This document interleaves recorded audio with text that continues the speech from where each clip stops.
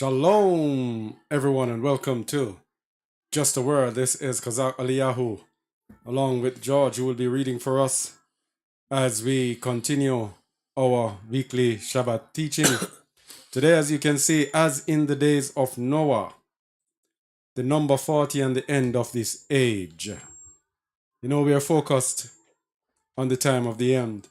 The word tells us that those who are of Yahuwah will be occupied in prophecies. And so we are focused on the end of this age, the end of this time that is upon us in this world. And so we make no apologies in focusing, in helping ourselves and others to understand exactly what is happening in this time and what to expect to come up. Because if we do not watch, Hamashiach said we must watch and be sober. Watch and be sober, which means we keep focusing on the end times. We don't go off and divert and go into all sorts of lusts and desires and all sorts of focusing on the things of this world. But we focus on the things of the Most High, His prophetic. So last week we looked a little into the number 12. Number 12 is the governmental authority of the Most High. And this week, the Most High has been placing this number 40 and the number 5. And we're going to look how number 12, number 40, and number 5, the biblical meanings of these numbers, how they relate to the end times. And we're going to see they give us more insights into what to expect and to what is the truth of the end times. So we begin by looking at the meaning of the number 40 in the Bible. Many people are afraid of numbers, but the Most High is perfect, so He works through perfection. Mathematics is finite, which means it cannot be altered. It is perfect in its operation. When it is right, it is right. And this is how the Most High works. He manifests through numbers. The Bible is filled with numbers. Almost every verse, or every other verse rather, has a number in it, and it is there for a reason, because the Most High does not change and He works mathematically. All right, so if we get to understand how His numbers are manifested, not going to seek out numbers, mind you, but how He reveals numbers to us, and He puts it before our faces to give us understanding. If we can do so, then we will be way ahead of many others. So the meaning of the number 40, the word 40 appears 158 times in the King James translation.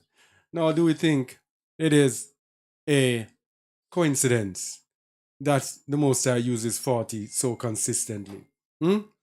Elijah fasted for 40 days. Yahusha fasted for 40 days and 40 nights. Moses fasted for 40 days and 40 nights. In the ascension of, in the book, the Apocalypse of Abraham, or something like that, the Apocalypse of Abraham, Abraham fasted for 40 days and 40 nights. Why is this? Why aren't we asking why? Everything has a meaning and everything has a reason in the scripture. So the word 40 appears 158 times in the KJV. The number 40 in the Bible generally symbolizes a period of probation, testing, trial, and then finally either triumph or judgment. Either triumph or judgment. It's either we overcome or we are overcome. It can also mean or symbolize a generation of man. So it is often associated with hardships lasting 40 days or 40 years, which are meant to refine and strengthen the emunah, or the faith of the Most High's people. Often associated with hardships lasting 40 days or years, which are meant to refine and strengthen the emunah of the Most High's people. So He puts us through these hardships in order for our faith to be strengthened. So some examples of 40 in the Bible are Moses, Elijah, and Yahusha fasted in the desert for 40 days each. The Israelites wandered in the desert for 40 years. Ezekiel laid on his right side for 40 days to bear the iniquity of Judah's sins. The first 3 kings of Yasharal reigned for 40 years each: Shaul or Saul, David, and Shulemah or Solomon. Goliath taunted Israel for 40 days before David defeated him. So today we are going to look at the correlation between the number 40 and the number 12. So let's look at the meaning again of the number 12. We did that last week. Bible meaning of the number 12. A little bit more. A little bit. Yes. Bible meaning of the number 12. The meaning of number 12 is that it symbolizes the most high's power and authority, as well as serving as a perfect governmental foundation. It can also symbolize completeness or the nation of Yasharal as a whole. Now, the correlation between 12 and 40 is that 40 precedes 12. He brings us through a period of trial or testing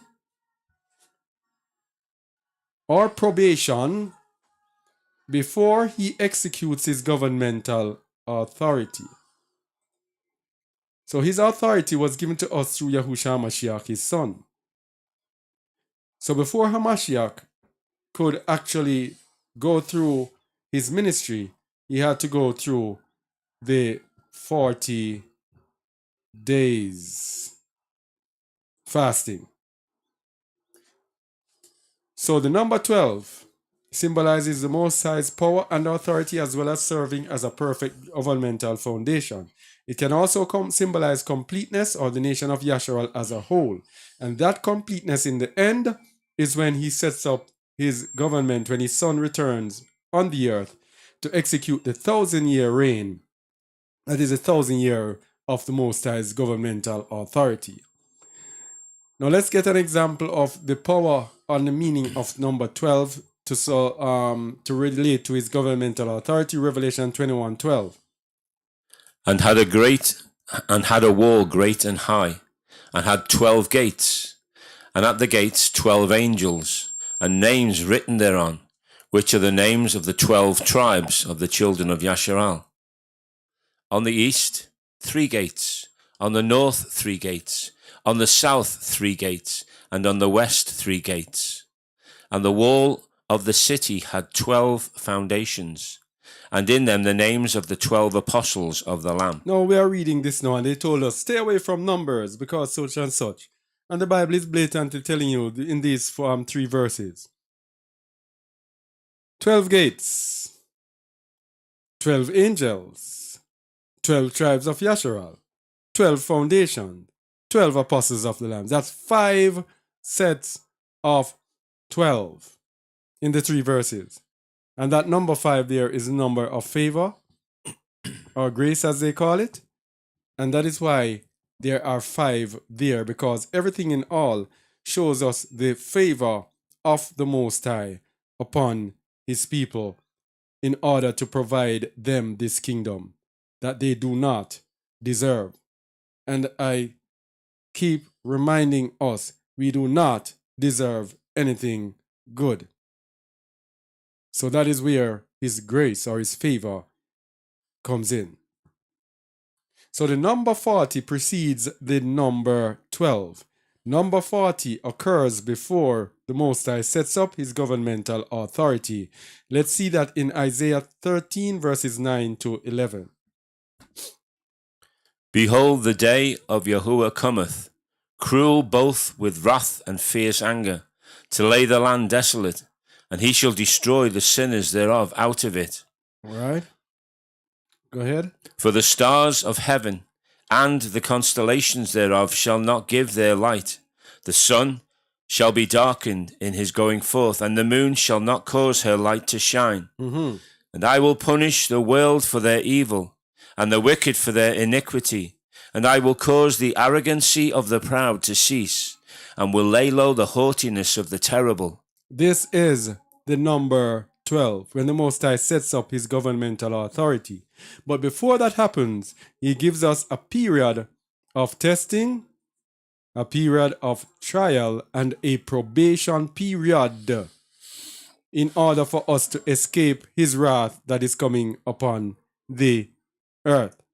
Now, the world is deceived in that the world sees the peace and safety, the quiet times, and instead of the world seeking out how they can get themselves in order to prepare to avoid the wrath of Yahuwah, the world goes out to see how much they can satisfy their own personal desires and lusts.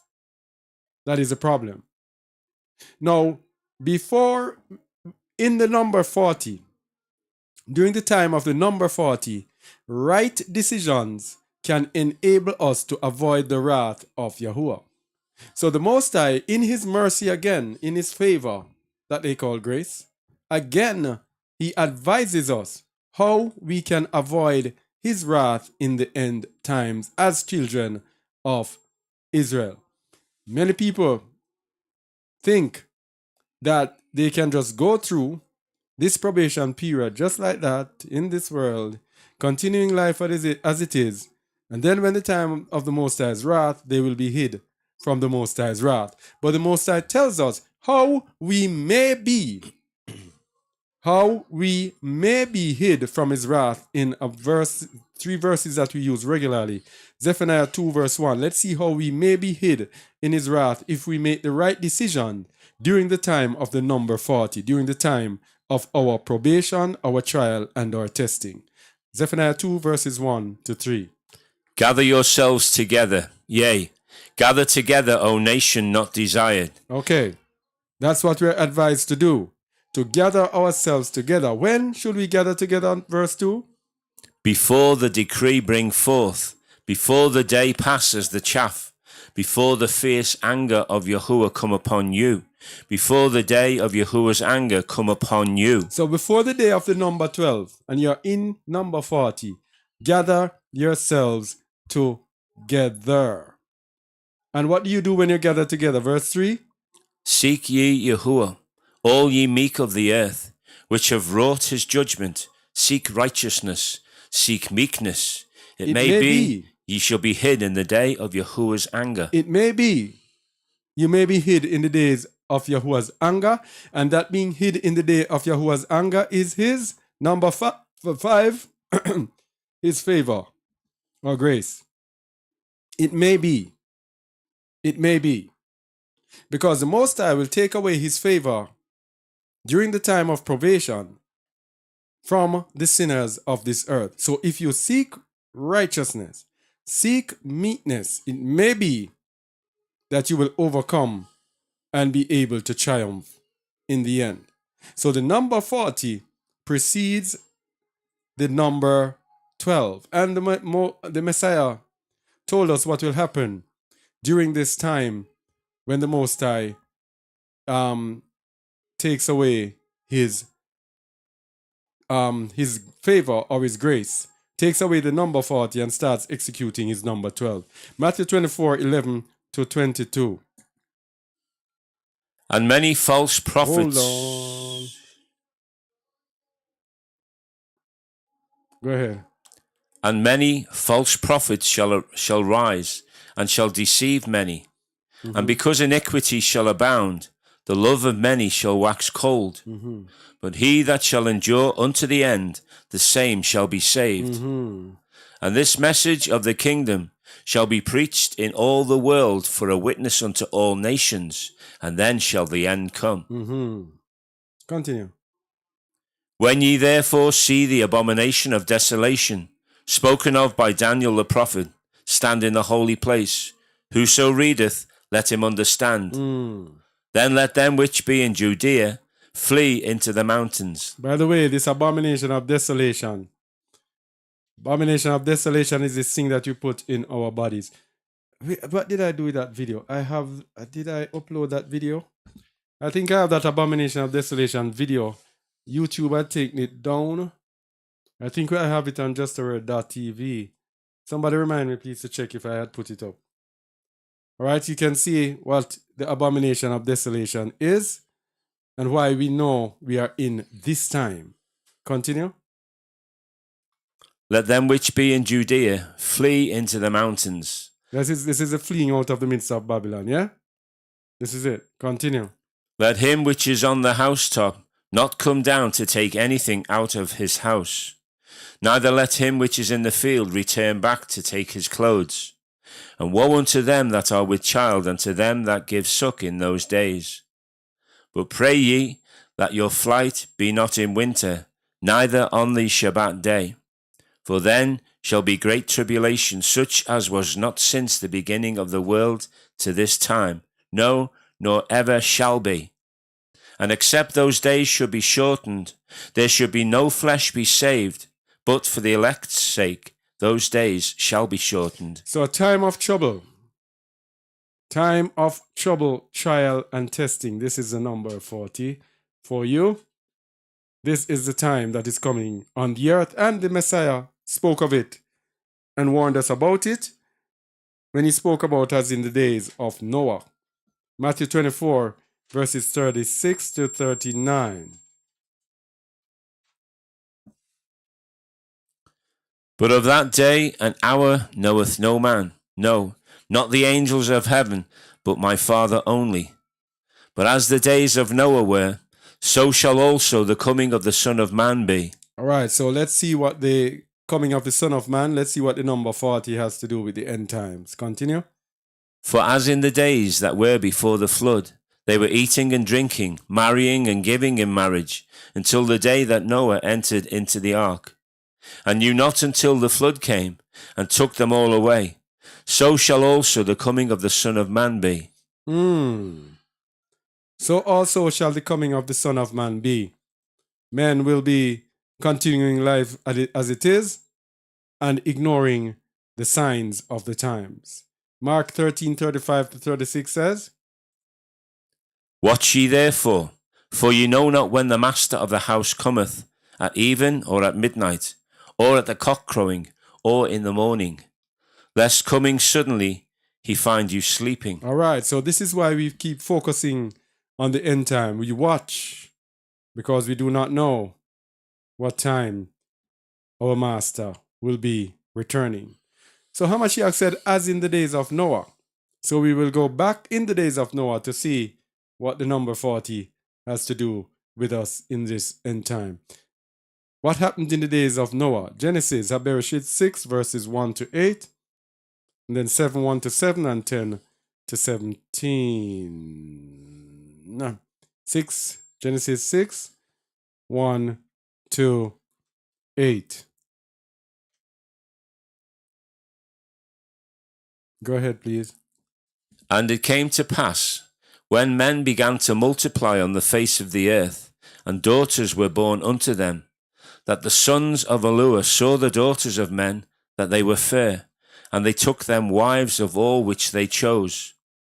And Yahuwah said, My Ruach shall not always strive with man, for that he also is flesh, yet his days shall be 120 years.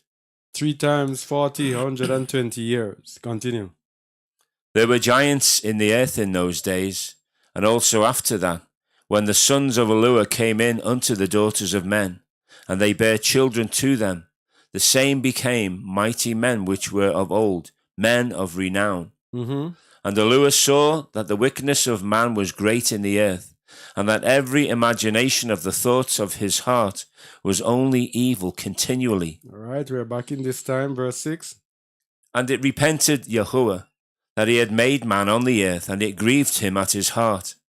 And Yahuwah said, I will destroy man whom I have created from the face of the earth, both man and beast, and the creeping thing, and the fowls of the air.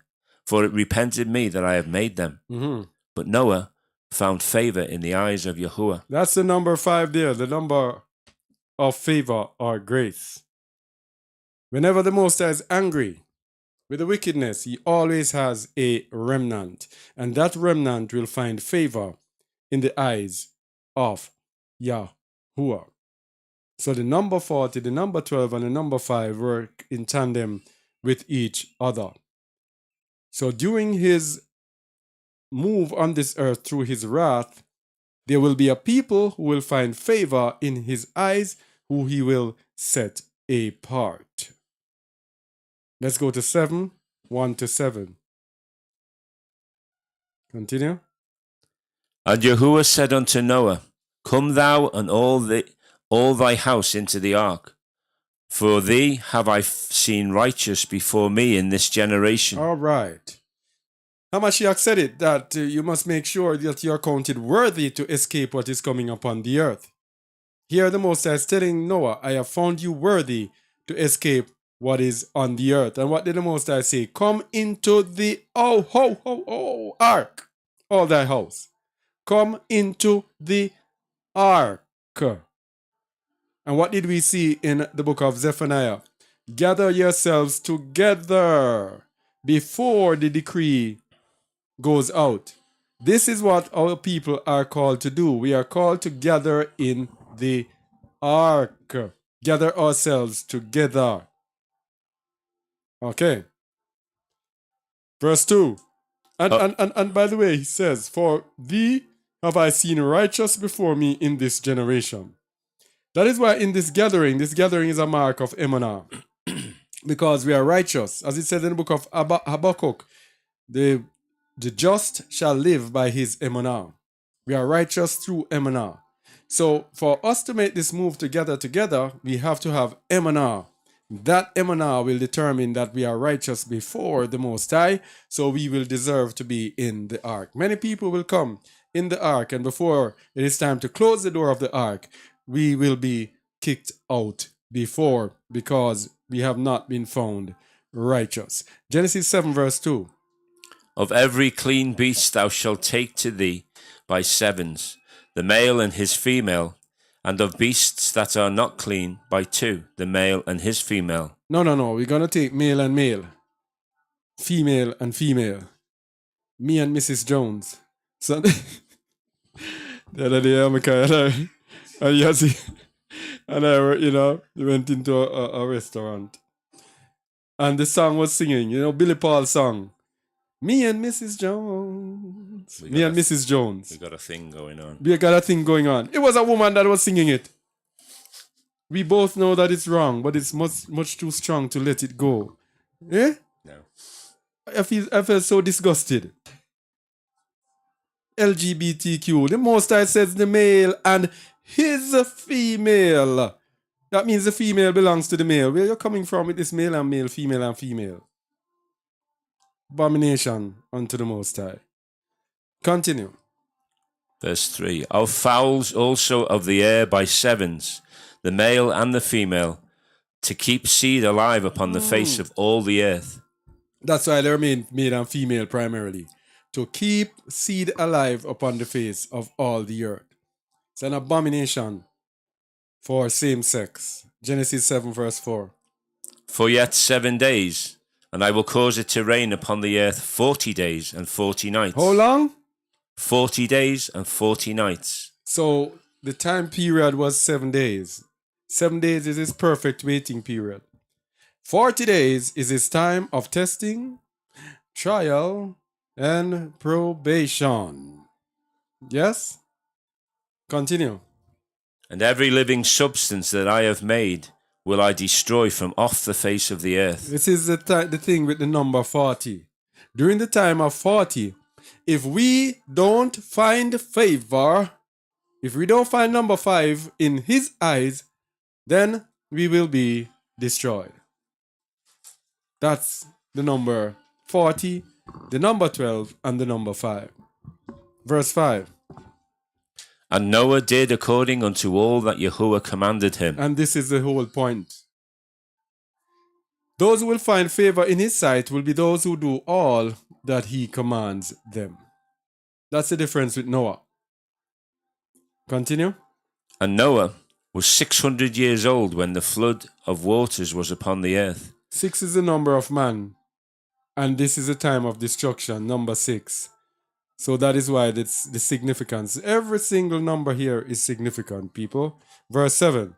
And Noah went in, and his sons, and his wife, and his sons' wives with them, into the ark because of the waters of the flood. So how many of them went into the ark? 8. 8 of them. And 8 is the number of new beginnings. beginning. So the Most High wiped out what was there, gave his favor during the time of 40, and then he replenished the earth, new beginning, with 12 people, the new beginning of the earth. Nothing happens by chance, and those numbers are not there by coincidence. Let's go to number 12 to 10 to 17. And it came to pass after 7 days that the waters of the flood were upon the earth. 7 days. The Most High has to stamp his signet on it. Continue. In the 600th year of Noah's life, in the 2nd month, the 17th day of the month, the same day were all the fountains of the great deep broken up, and the windows of heaven were opened. And the rain was upon the earth 40 days and 40 nights. 40 days and 40 nights. The reason we are focusing on number 40, the Most High showed us a revelation, and we have a video on that about the prophetic significance of the 400-meter victory of Antonio Watson. You check it out. In that, the Most High is showing us that 40 days, don't know when, but it is very near, come to an end. The time of probation, the time that it has given us, is very near to an end. Very significant. Continue. In the selfsame day entered Noah and Shem and Ham and Japheth, the sons of Noah, and Noah's wife, and the 3 wives of his sons with them into the ark. They and every beast after his kind, and all the cattle after their kind, and every creeping thing that creepeth upon the earth after his kind, and every fowl after his kind, every bird of every sort. And they went in unto the ark. And they went in unto Noah into the ark, 2 and 2 of all flesh, wherein is the breath of life. And they that went in, male and female, of all flesh, as Elohim had commanded him, and Yahuwah shut him in. Male and female. You see how many times the Most High repeated it? Verse 17.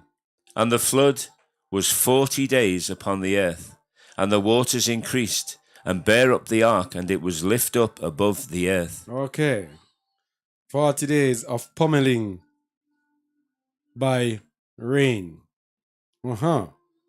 So let's go at the number 5. We're mentioning the number 5. Meaning of the number 5, which is favor, what they call grace. The number 5 symbolizes the Most High's grace, goodness, and favor towards humans. The word 5 is recorded 345 times in Scripture. See how many times the Most High uses the numbers, and they scared us not to look at those numbers. Since 5 represents grace or favor, then it's multiplied by itself. It produces 25, which is favor upon favor. John 1:16 for that. The 10 commandments contains 2 sets of 5 commandments. The first 5 commandments are related to our relationship with the Most High, with the remaining ones concerned with our relationship with other humans. Just giving an example of 5, why 5 is favor. And we looked at one where the gates of to enter into the kingdom has 5 different sets of 12. Also, there are 5 primary types of offerings the Most High commanded Yashua to bring to him. They are the burnt offering, sin offering, trespass offering, grain offering, and peace offering. Those are favor, everything to do with favor. So, this favor that is given to us is the great choice between good and evil. If we do good, we will receive favor. So the great choice between good and evil. Let us see something. You see, in the number 40, it is a time when we are tested. And there is a great battle that goes on during the testing time between good and evil. That is why how much the Most High said in Deuteronomy 30 verse 19. Read it, please. I call heaven and earth to record this day against you, that I have set before you life and death, blessing and cursing. Therefore choose life, that both thou and thy seed may live. This is the test of the number 40. The time of probation before the Most High executes his wrath on the evil, on the wicked, on this earth. We have to choose life. We have to choose good. Sirach 33:14 gives us more insight into this choice. Good is set against evil, and life against death. So is the godly against the sinner, and the sinner against the godly. The righteous. So is the righteous against the sinner, and the sinner against the righteous. So what is it saying here? Good and evil are against each other. Likewise, the unrighteous will be against the righteous, and the righteous will be against the unrighteous. Okay? This is how everything is in extremes. They will not be able to get along. Sirach 37 verse 18. 4 manner of things appear, good and evil, life and death. But the tongue ruleth over them continually. The what? The tongue ruleth over them continually. It's our mouth that gets us in trouble. It's our mouth that determines whether we choose good or evil, or whether we choose life or death. The tongue, the mouth, what we say will influence our direction. So let's see the number 5, favor, and the number 40 at work in the book of Nehemiah, chapter 9, verses 18 to 26. Nehemiah, chapter 9, verse 18. Nehemiah, chapter 9, verse 18.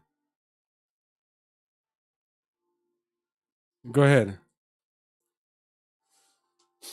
Yea, when they had made them a molten calf, and said, This is thy allure that brought thee up out of Egypt, and had wrought great provocations. Yet thou in thy manifold mercies forsookest them not in the wilderness. The pillar of the cloud departed not from them by day to lead them in the way, neither the pillar of fire by night to show them light, and the way wherein they should go. So let me tell you something now. When we're going through the number 40, which is this period that we're going through in our lives, yes? We are going to take, there's a song that said, don't take my kindness for weakness. We're going to be taking the Most High's kindness for weakness, because the Most High will show us favor during this time.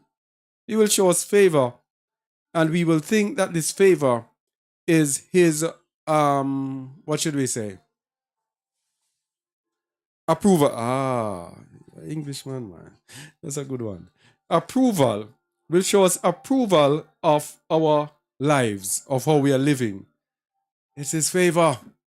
During the number 40, the Most High shows us his mercies, because as we're going to look in the book of Romans 2, it says his goodness leads us to repentance. So during this time of probation, he shows us his goodness, his favor.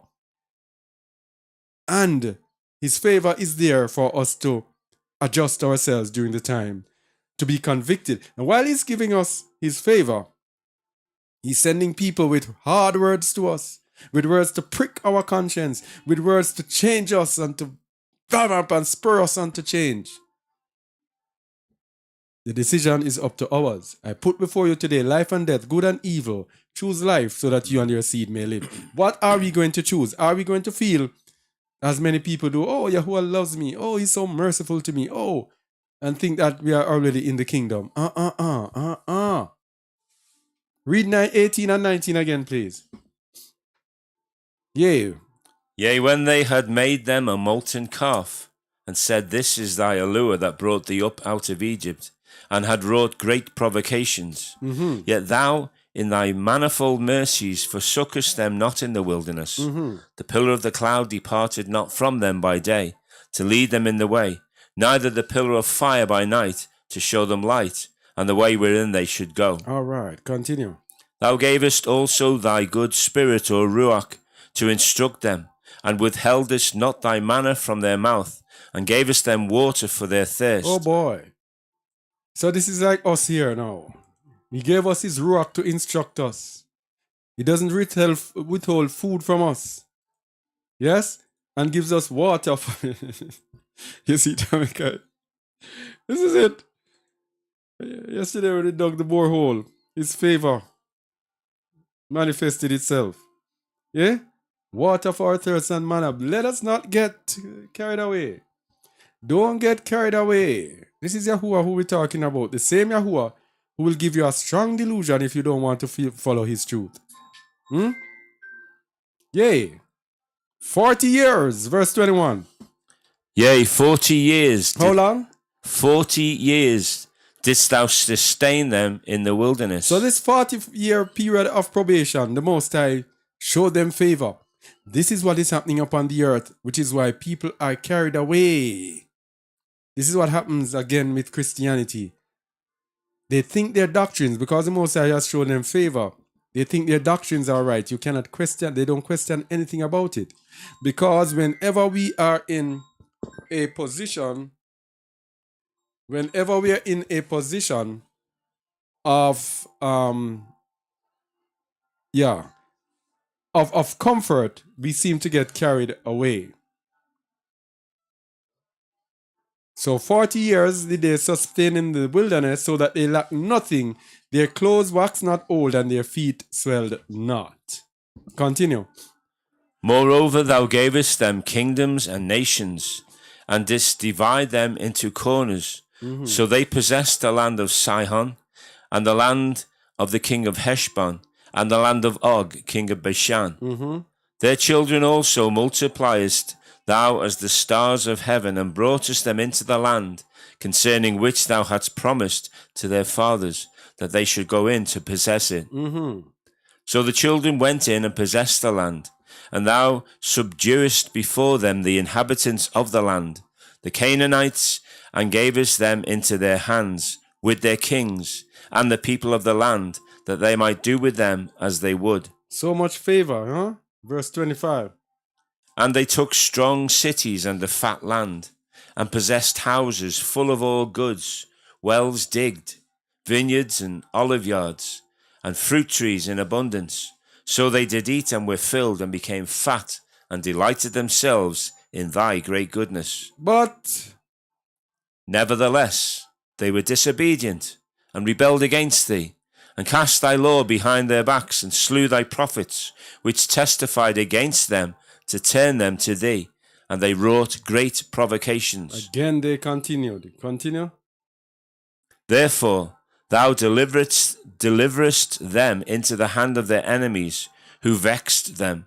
And in the time of their trouble, when they cried unto thee, thou hearest them from heaven. And according to thy manifold mercies, thou gavest them saviors, who saved them out of the hand of their enemies. All right, and the cycle continued until the Most High finally sent us into captivity and our 400-year captivity.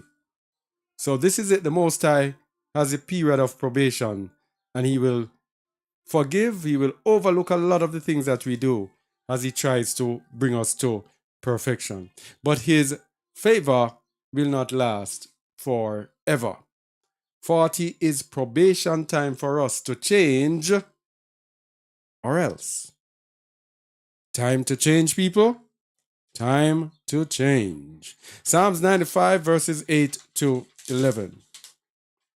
Psalms 95 verses 8 to 11.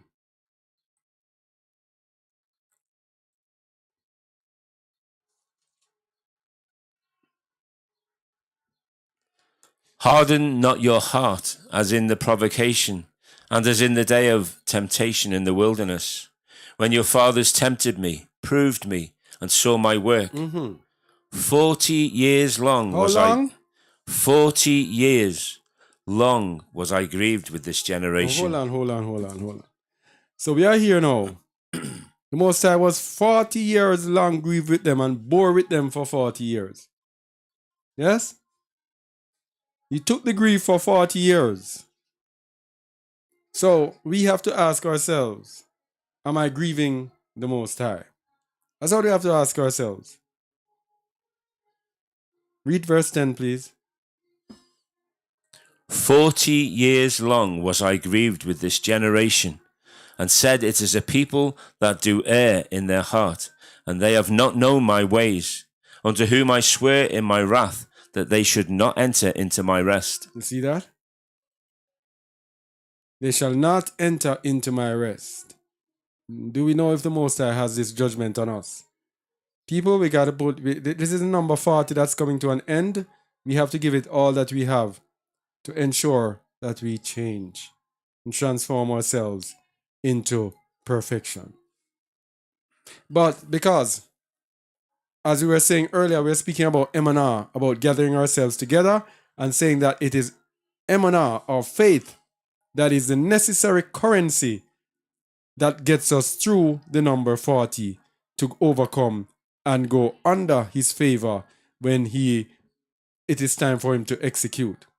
So, no, we're not going to reach there yet. We forget that I didn't do Hebrews and Romans. Let's do Hebrews and Romans. Hebrews 3, 7 to 19, probation time. For us to change. Hold on. Hebrews 3. 7 to 19. Hebrews 3.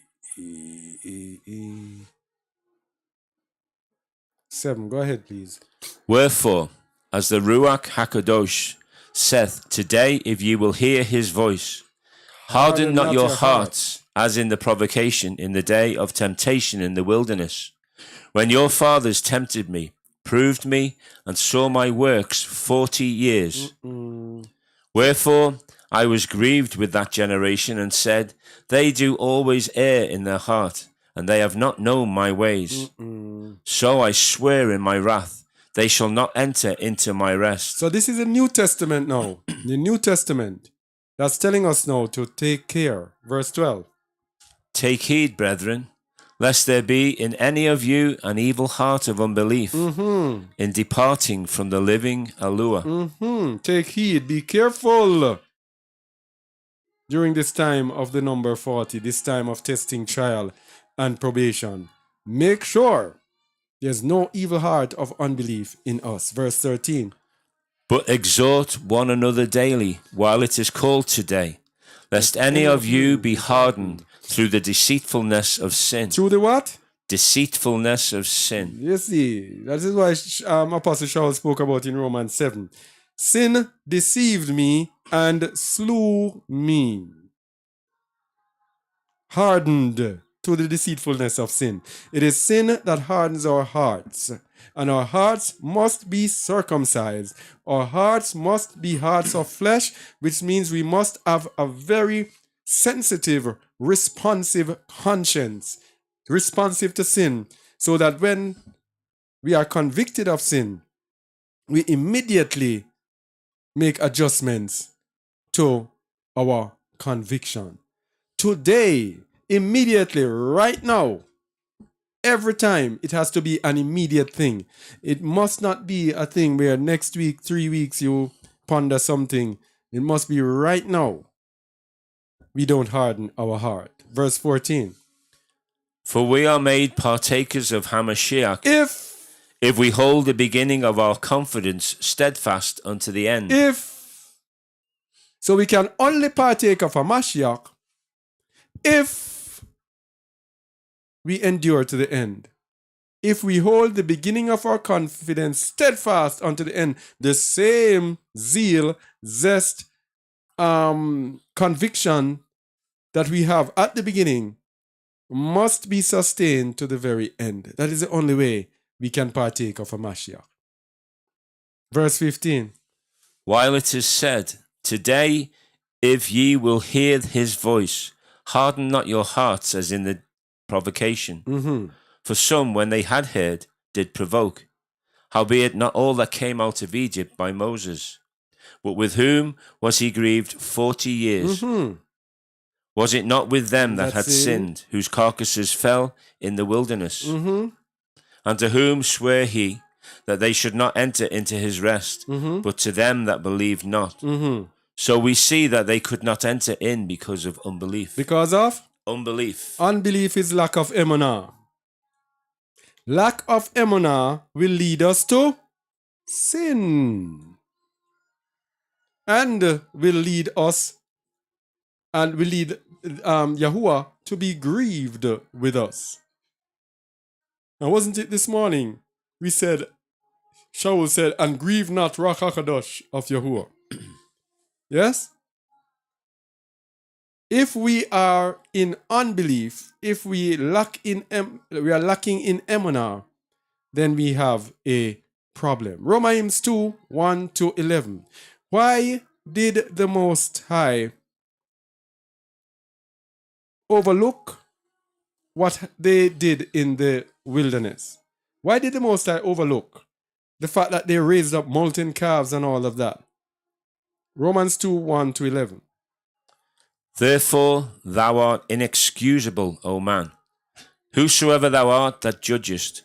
For wherein thou judgest another, thou condemnest thyself.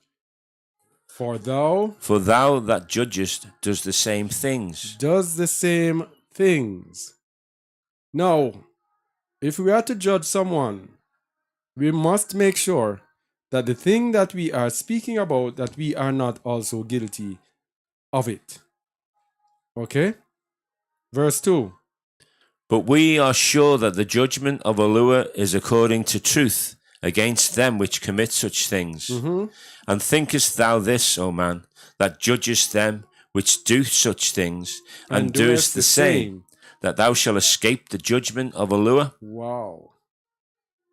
Continue. Or despisest thou the riches of his goodness and forbearance and long suffering, not knowing that the goodness of Yahuwah leadeth thee to repentance? So this is a time of probation. The goodness, everyone I know, when they get to, they don't, I wouldn't even say no Yahuwah, have any contact with Yahuwah, we can boast about his goodness. We can boast about how faithful he is and he never lets us down and he always this. All of that is to lead us to repentance before his wrath comes. Okay? But if during this time of probation, this time of trial, temptations, if we remain hardened, let's see what's going to happen.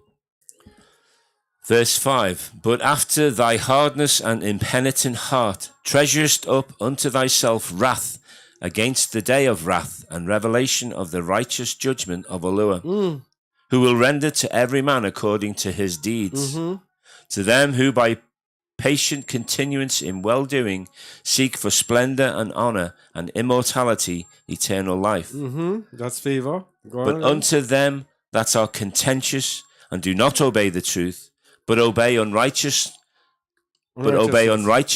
indignation and wrath, tribulation and anguish upon every soul of man that doeth evil, of the Jew first and also of the Gentile. That's in number 11, verse 10.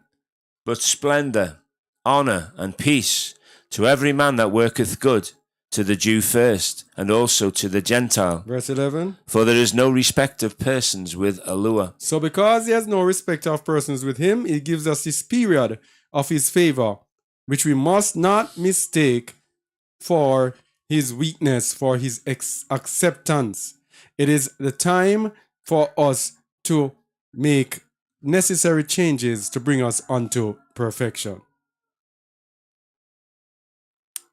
All right. And remember, if you have any questions, please leave them in the chat. All right, so we're talking about faith or emunah and the end time testing. Number 40, faith and the end time testing. Numbers 13, 1 to 2. Then 17 to 24. Numbers 13, 1 to 2. Go ahead. Sorry. And Yahuwah spake unto Moses, saying, Send thou men, that they may search the land of Canaan, which I give unto the children of Yasharal. Of every tribe of their fathers shall ye send a man, every one a ruler among them. All right, verse 17 now to 24.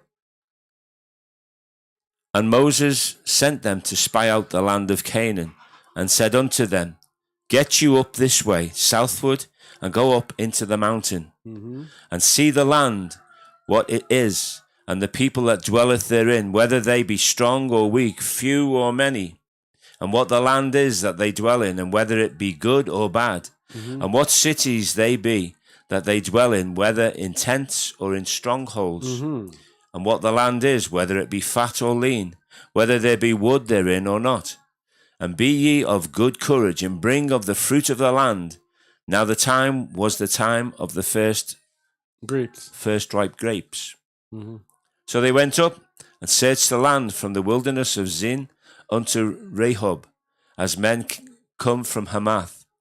And they ascended by the south and came unto Hebron, where Ahiman, Sheshai, and Talmai, the children of Anak, were. Now Hebron was built 7 years before Zoan in Egypt. And they came unto the brook of Eshcol, and cut down from thence a branch with one cluster of grapes, and they bare it between two upon a staff, and they brought of the pomegranates and of the figs. The place was called the brook of Eshcol, because of the cluster of grapes which the children of Yasharal cut down from thence. So this is a great test of Emunah now. They were sent to test out the land. Now the fruit was very bountiful, but they saw the children of Anak there. They saw giants. Now the question is, are we going to be afraid of these giants? So 10 of them actually failed. Let's go to 25 to 33. And they returned from searching of the land after 40 days. After how long? 40 days. So this period of trial, we tell you that these numbers are not in there for any joke. This period of trial is 40 days coming from the Most High. Now let's see how they will fare out with the 40 days. Because this is very significant. Because for us, we don't know when our 40 days or 40 years or whatever began. He showed in the video that we did that the 40 years was from 1983 until now. And then that was a 40 days that he actually showed us. And the question is, when did our 40 days or 40 years begin? But then, the only way we can be prepared as to always prepared for whether or not the 40 years or days started yesterday, last week, or when, is to have emunah, faith. Verse 25. 26. Yeah, so read over 25. And they returned from searching of the land after 40 days. And they went and came to Moses and to Aaron, and to all the congregation of the children of Yasharal, unto the wilderness of Paran, to Kadesh, and brought back word unto them, and unto all the congregation that showed them the fruit of the land. And they told him and said, We came unto the land whither thou sentest us, and surely it floweth with milk and honey, and this is the fruit of it. Nevertheless, the people be strong that dwell in the land, and the cities are walled and very great. And moreover, we saw the children of Anak there. The Amalekites dwell in the land of the south, and the Hittites and the Jebusites and the Amorites dwell in the mountains, and the Canaanites dwell by the sea and by the coast of Jordan. Wow. What a whole lot of enemies. Look at enemies. Wow. Continue. And Caleb stilled the people before Moses and said, Let us go up at once and possess it, for we are well able to overcome it. The man from Judah, Caleb from the tribe of Judah. Continue. But the men that went up with him said, We be not able to go up against the people, for they are stronger than we. Oh boy. And they brought up an evil report of the land which they had searched unto the children of Yasharal, saying, The land through which we have gone to search it is a land that eateth up the inhabitants thereof, and all the people that we saw in it are men of great stature. And there we saw the giants, the sons of Anak, which come of the giants. And we were in our own sight as grasshoppers, so we were in their sight. Oh boy. I guess what's the problem now? This lack of faith. The lack of emana is contagious. If you have anybody without emana in the assembly, you want to get them away from the rest of the people. Because lack of emana, you could have a strong emana and then you hear that person come and say, but this and but that, and start murmuring. It's going to affect the entire assembly. Numbers 14 verse 1. And all the congregation lifted up their voice and cried, and the people wept that night. So nobody was jumping about the good part of it. Nobody was jumping about it's a good land and the fruit of the land. All they cared about was that lack of emana, the bad news. Verse 12, verse 2. And all the children of Yasharal murmured against Moses and against Aaron. And the whole congregation said unto them, Would Allure that we had died in the land of Egypt, or would Allure we had died in this wilderness? And wherefore has Yahuwah brought us unto this land to fall by the sword, that our wives and our children should be a prey? Were it not better for us to return unto Egypt? So they were saying that these men were stronger than Yahuwah. Yahuwah brought us here to die by the sword. Yahuwah cannot protect them, cannot help them.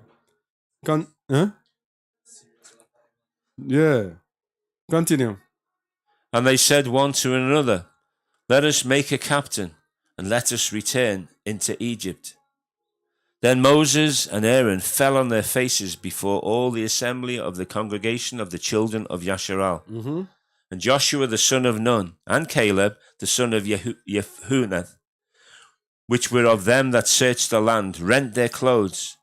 And they spake unto all the company of the children of Yasharal, saying, The land which we passed through to search it is an exceeding good land. All right. Yahusha the son of Nun from the tribe of Ephraim, and Caleb the son of Jephunneh of the tribe of Judah. Those only two tribes were that stood up that time. Continue. If Yahuwah delight in us, then he will bring us into this land and give it to us, a land which floweth with milk and honey. Only rebel not ye against Yahuwah, neither fear ye the people of the land, for they are bread for us. Their defense is departed from them, and Yahuwah is with us. Fear them not. Continue. But all the congregation bade stone them with stones. Continue. And the splendor of Yahuwah appeared in the tabernacle of the congregation before all the children of Yasharal. Wow. Can you imagine that? Can you imagine if I was on the side of those unbelievers and see the splendor of the Most High just come in the time when I have no emana? Man, I would be scared. Continue. Huh? How is it that they have such weak faith and it's not much emana, but they saw a pillar of cloud leading them by day, sheltering them from the sun, and they say a fire by night, keeping them warm and leading them, and they still lack faith. Because that is by sight. That is not faith. Faith is believing what you cannot see. But who put it there? That is it. Who put it there? The sinful man doesn't care. It's what he sees. So people in this world can see a strong and mighty person and follow them. But we, the Most High, looks at us as being just, as trusting in him who we can't see. That is Emana. Can't see the Most High, but yet we trust in him. But they are seeing this pillar of cloud and everything. But even this start happening in the temple, it happened more than once when Yahuwah come down and that. And still they don't have faith. Yeah. But that's the human being though. That's how we are. And then when faith is lacking or faith disperses, fear comes in. And every obstacle that could put itself in the way of them. Yeah. Satan now has a hold as long as fear comes in. Continue. But all the congregation bade stone them with stones. No. Yeah, go ahead. And the splendor of Yahuwah appeared in the tabernacle of the congregation before all the children of Yasharal. And Yahuwah said unto Moses, How long will this people provoke me? And how long will it be ere they believe me?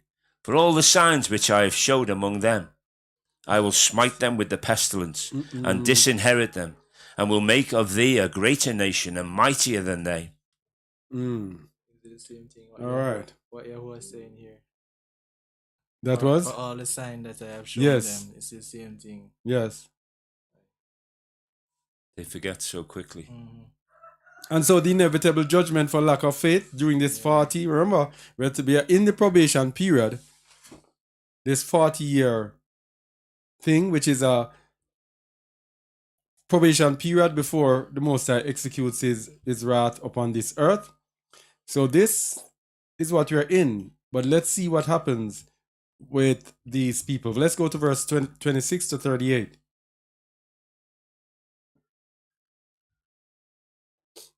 And Yahuwah spake unto Moses and unto Aaron, saying, How long shall I bear with this evil congregation, which murmur against me? So murmuring against the Most High, he sees us as evil. That's how much he disregards our lack of faith. Continue. I have heard the murmurings of the children of Yasharal, which they murmur against me. Say unto them, As truly as I live, says Yahuwah, as ye have spoken in mine ears, so will I do to you. Mm-mm.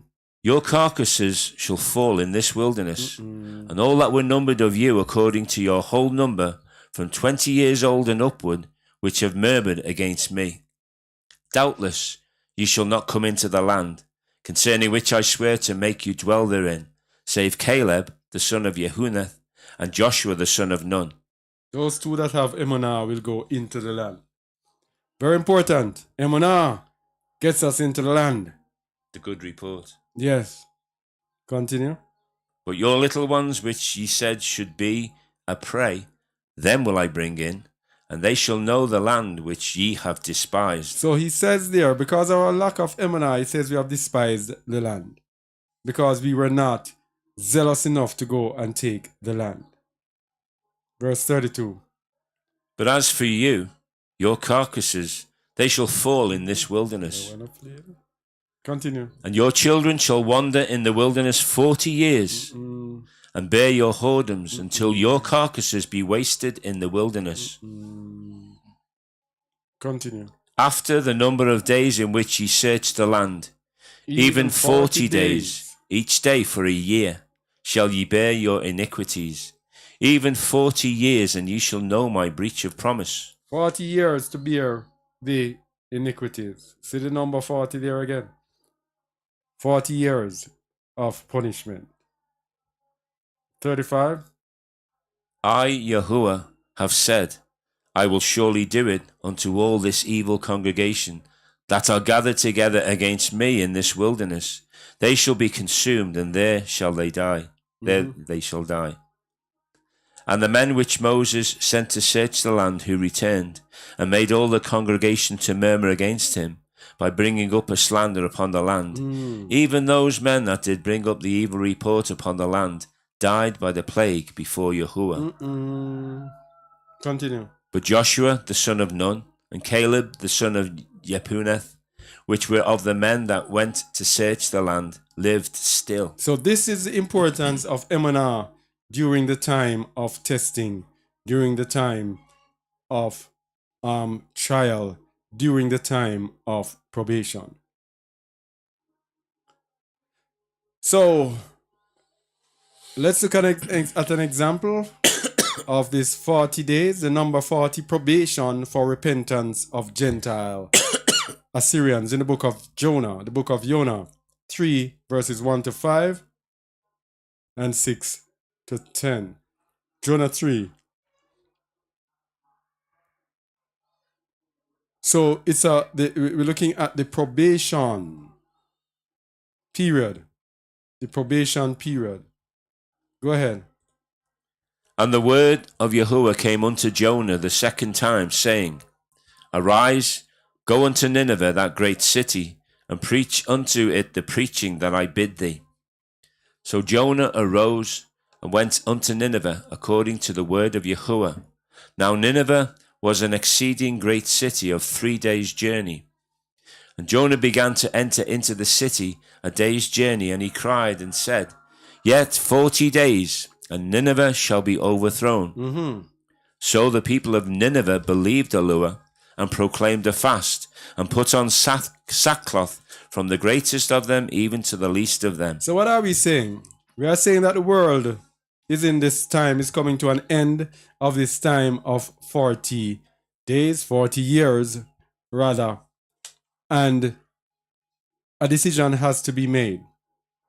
The people of Nineveh, the Assyrians, the enemies of the Israelites who had Yasharal in captivity, they were given these 40 days time of probation.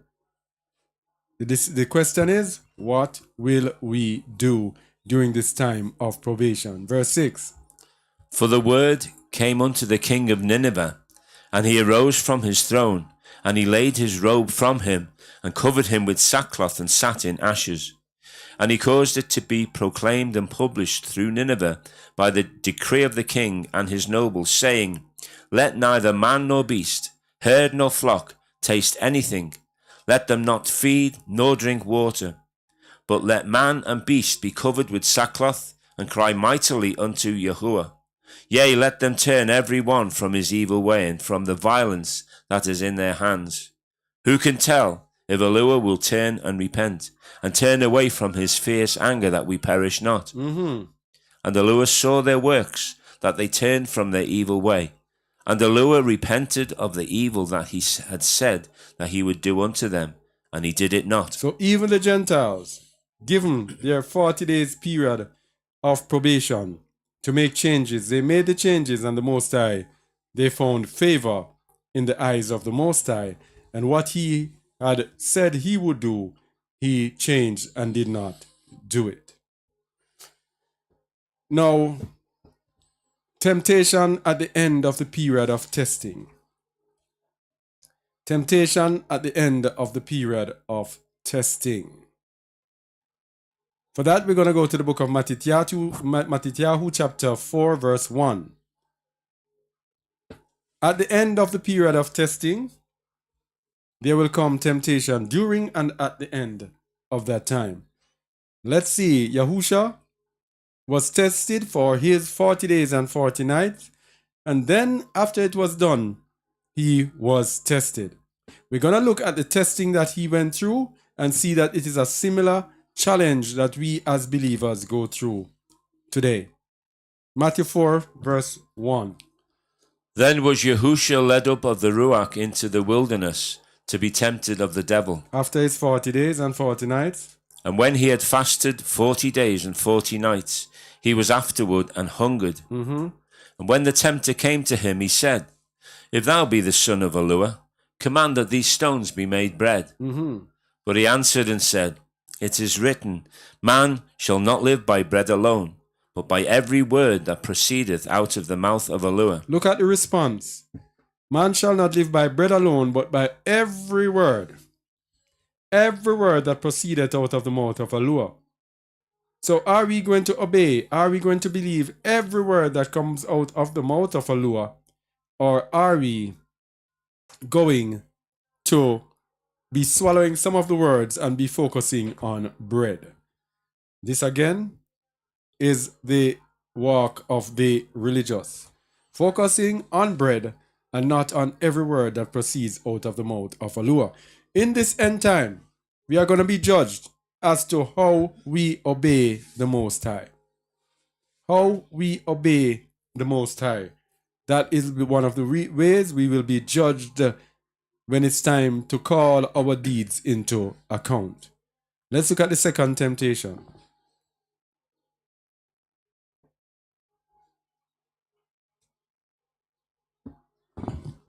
Yahusha said unto him, Then the devil. Verse 5. Then the devil taketh him up into the holy city, and setteth him on a pinnacle of the temple, and said unto him, If thou be the son of Yahuwah, cast thyself down, for it is written, He shall give his angels charge concerning thee, and in their hands they shall bear thee up, lest at any time thou dash thy foot against a stone. Yahusha said unto him, It is written again, Thou shalt not tempt Yahuwah thy Yahuwah. What this reminds you of, Amikai? You pick up anything? Look at the mention of this word angels. He shall give his angels charge over thee concerning thee, and in their hands they shall bear thee up. And look at his answer. Thou shalt not tempt Yahuwah thy allure. This is these people in the world. Huh? Who say the angel is going to take them up out of Babylon. The Most High says, flee out of the midst of Babylon. And the people say, no, we're not going to flee. The Most High is going to send angels for us. What did Yahusha say here? Thou shalt not tempt Yahuwah thy allure. That is tempting him. He said, deliver yourself. Come out of her. Flee out of the midst of her. And I am going to say, no, I'm not going to flee. I'm going to wait on you to come and pick me up. That is tempting Yahuwah, our allure. So this is another way we are going to be judged. At the end of this period of 40, are we tempting Yahuwah, the allure, or are we living by every word that proceeds out of his mouth? Because if we reject the flee out of the midst of Babylon, we are actually rejecting the words that come out of his mouth, and so we are disobeying Yahusha, who we should be following. Okay, so let's look at the next temptation that comes at the end of the period of the 40 period of testing. Matthew 4 verses 8 to 10. Again, the devil taketh him up into an exceeding high mountain, and showed him all the kingdoms of the world and the splendor of them, and said unto him, all these things will I give thee, if thou wilt fall down and worship me. Then said Yahushua unto him, get thee hence, Satan, for it is written, thou shalt worship Yahuwah thy allure, and him only shalt thou serve. What is this now? We have always used this to show Revelation 13. When it speaks about the beast, the first beast has to do with the kingdoms of the world, which is Matthew 4:8, and the second beast has to do with worship. And this is Matthew 4:9. Matthew 4:8 matches up with Revelation 13, starting at verse 1 to 10. Matthew 4:9 matches up with Revelation 13, starting at verse 11 to 18. This is worship of the beast. And this is what we are going to be called into account. Let's go to Revelation 13 and match it up. The worship of the beast. This in this end time is what is going to get us in serious trouble. Revelation 13, worship in this end time.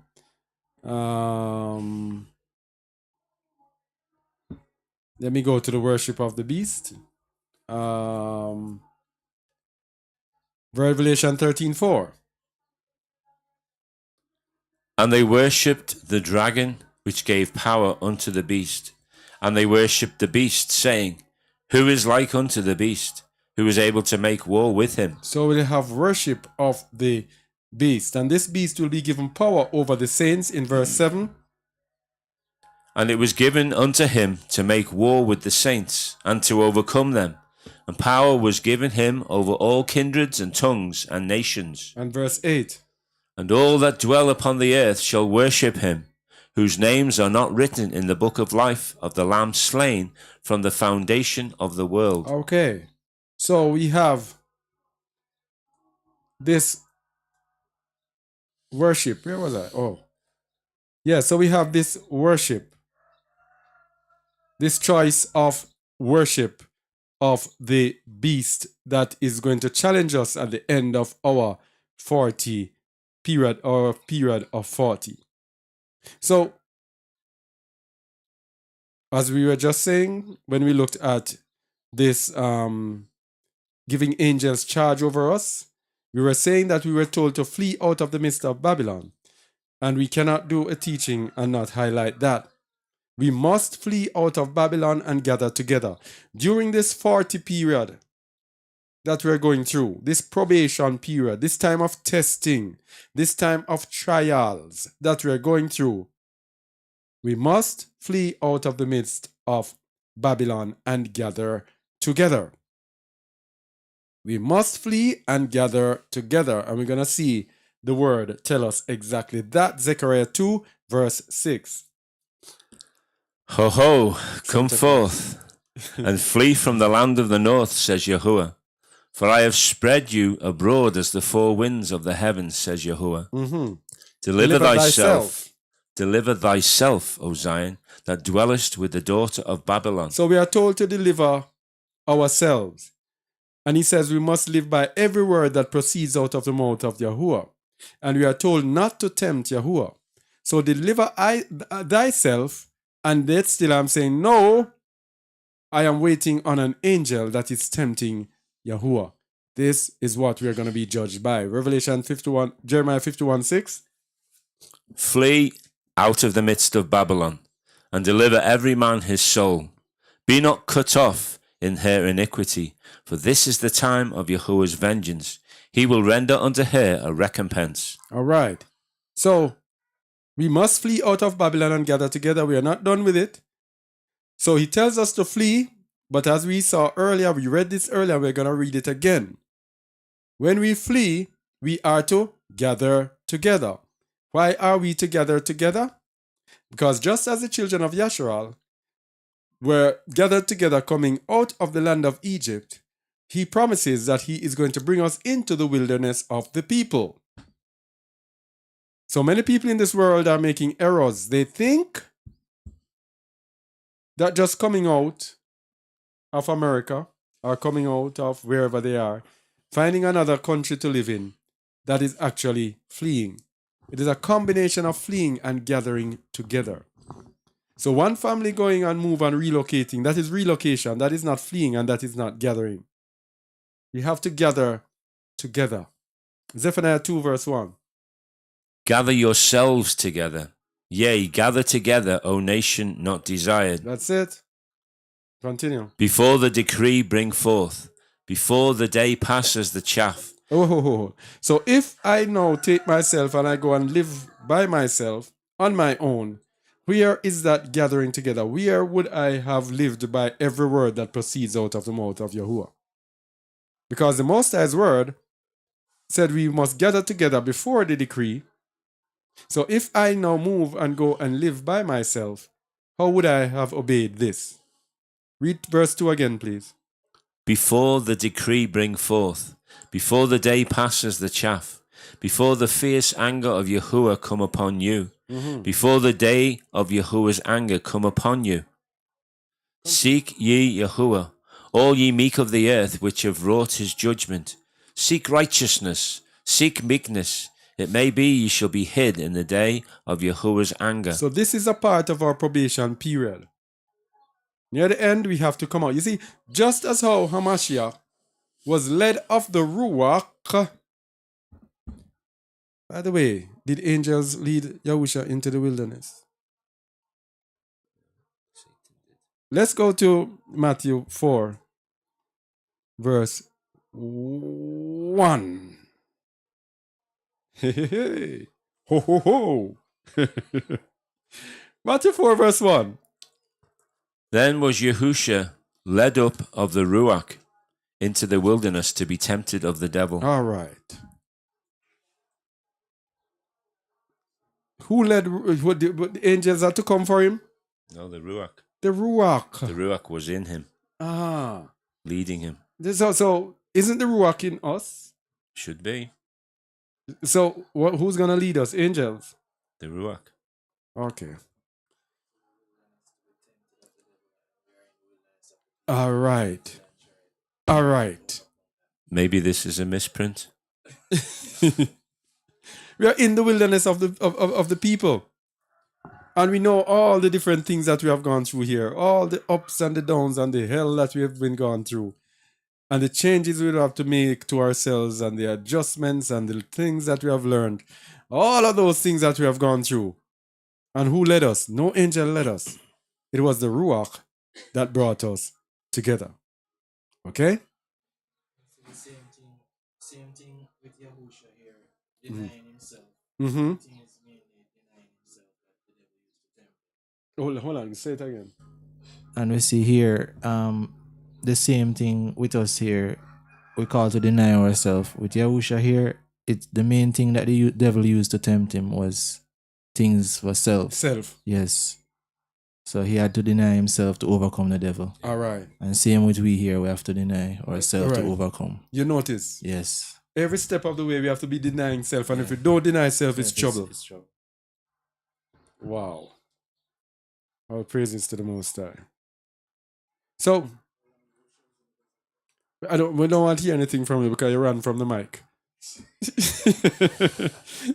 Yeah, and he was in the desert, yes.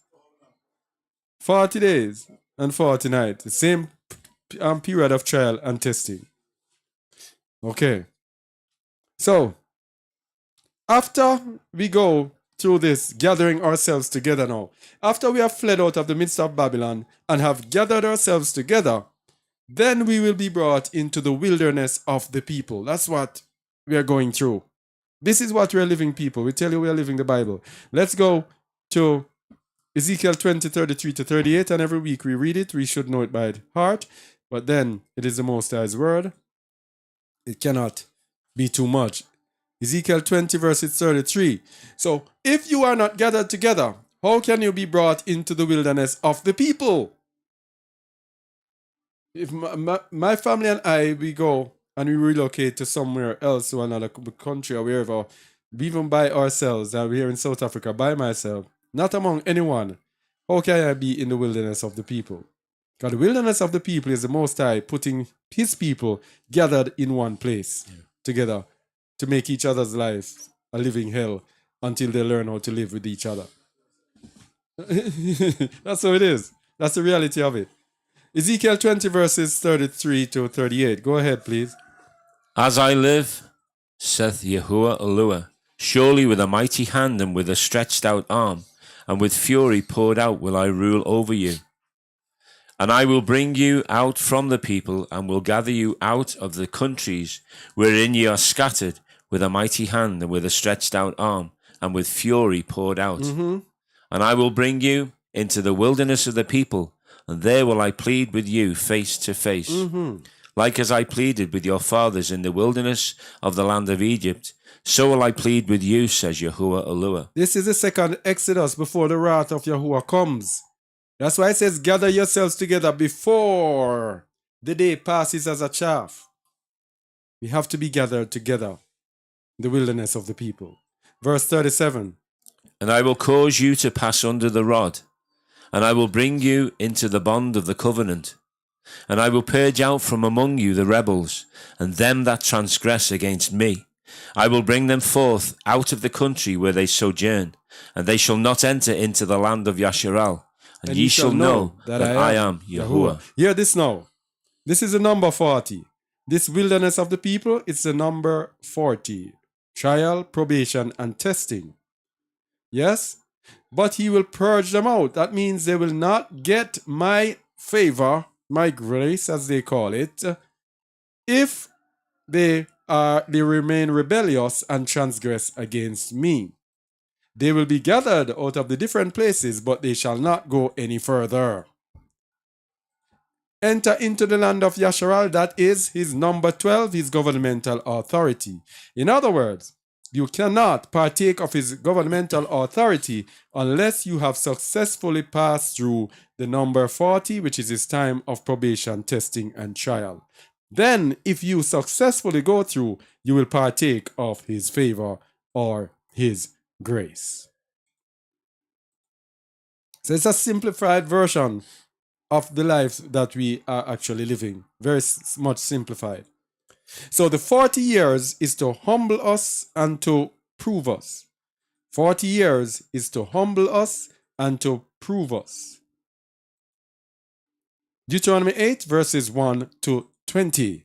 The 40 years is to humble and to prove. I want us to look at this.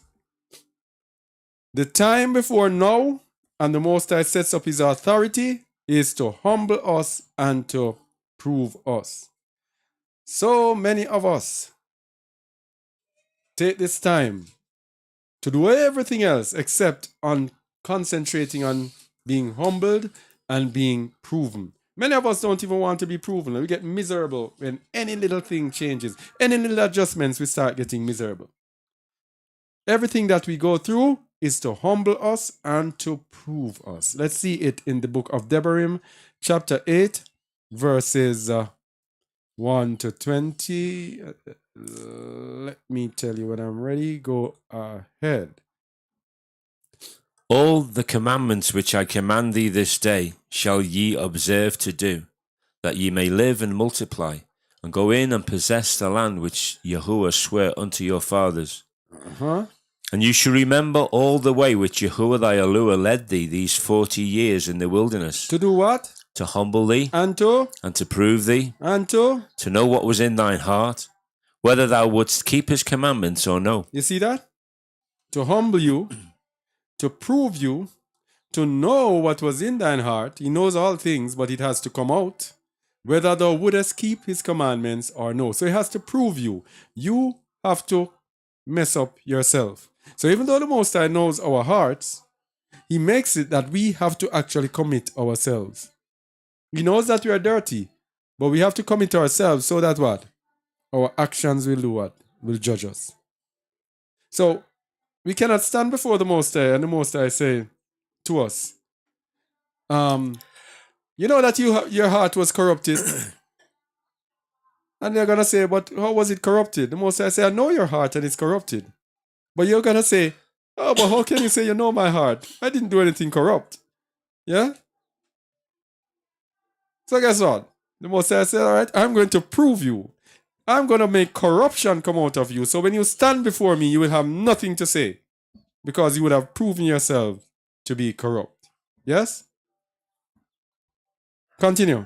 Verse 3.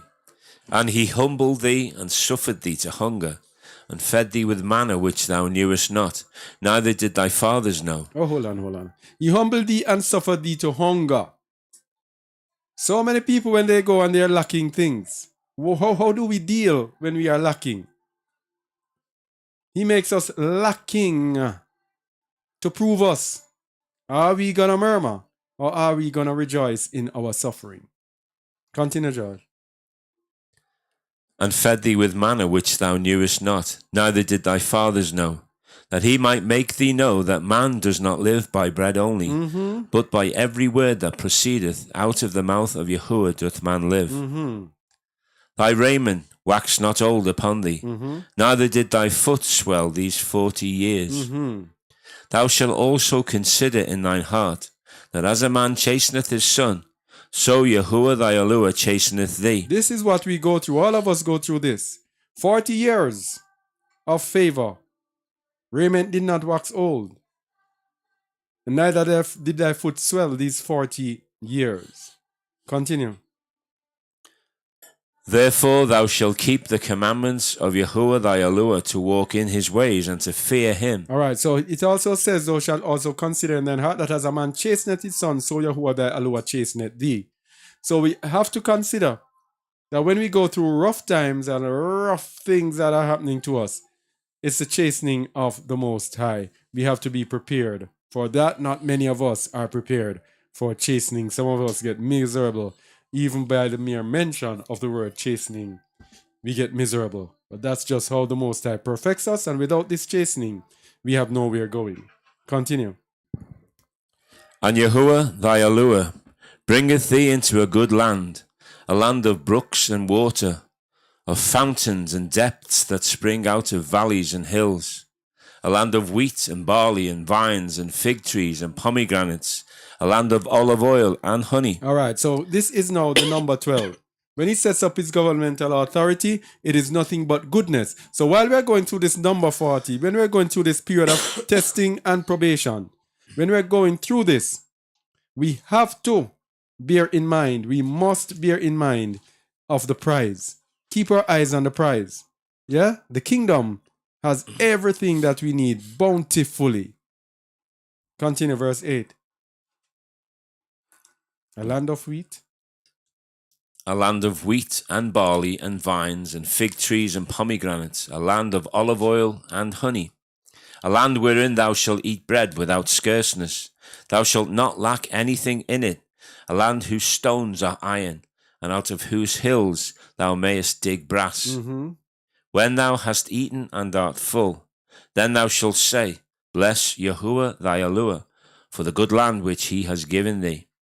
Beware that thou forget not Yahuwah thy Elohim in not keeping his commandments, and his judgment and his statutes which I command thee this day, lest, when thou hast eaten and art full, and hast built goodly houses and dwelt therein, and when thy herds and thy flocks multiply, and thy silver and thy gold is multiplied, and all that thou hast is multiplied, then thine heart be lifted up, and thou forget Yahuwah thy Elohim, which brought thee forth out of the land of Egypt from the house of bondage, who led thee through that great and terrible wilderness, wherein were fiery serpents and scorpions and drought, where there was no water, who brought thee forth water out of the rock of flint. All right, so led thee through that great and terrible wilderness. So whatever we are going through, whatever the trials or the troubles that we go through, we have to bear in mind that it is the Most High that is leading us through.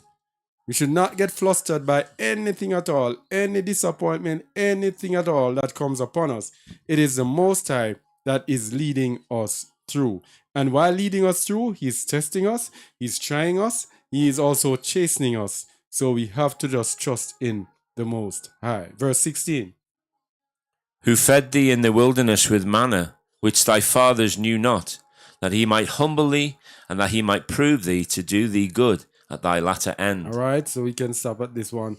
Who might humble thee, that he might prove thee to do thee good at thy latter end.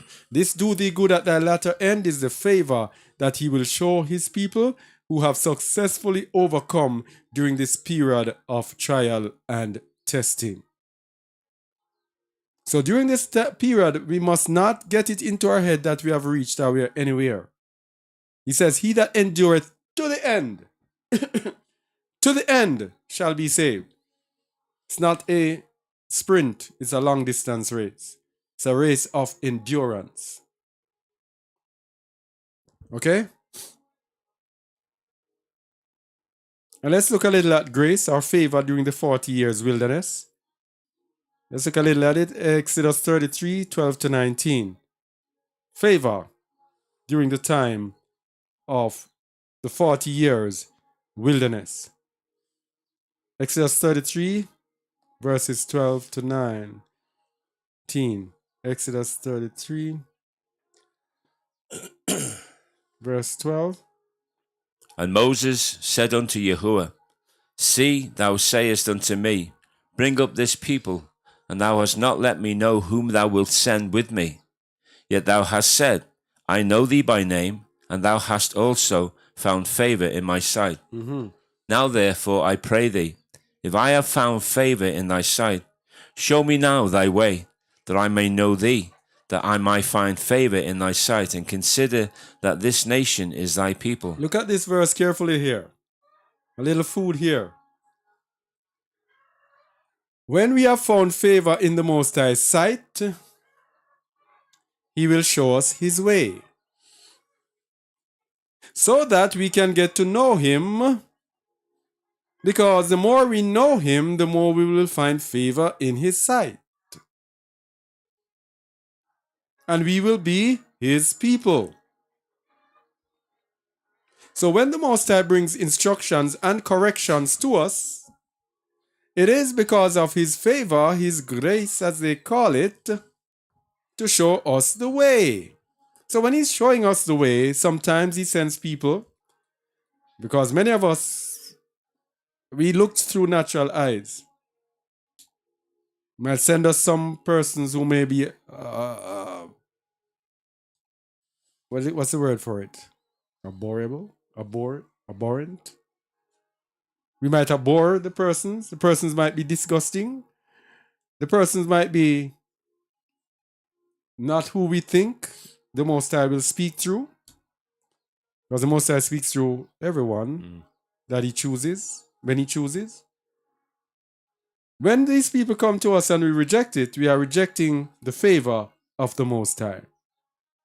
If I have found favor in thy sight, show me now thy way, that I may know thee, that I might find favor in thy sight. Guess what Yahuwah said in verse 14?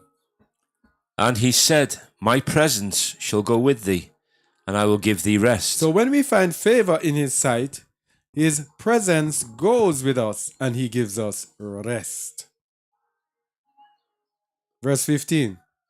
And he said unto him, If thy presence go not with me, carry us not up hence. For wherein shall it be known here that I and thy people have found favour in thy sight? Is it not in that thou goest with us? So shall we be separated, I and thy people, from all the people that are upon the face of the earth. George, when you're coughing, you can move. Yeah. Yeah. So, we shall be separated. When the Most High is among us, we shall be separated from all the people that are upon the face of the earth. So when the Most High sets us apart, he actually does set us apart and separates us. Verse 17.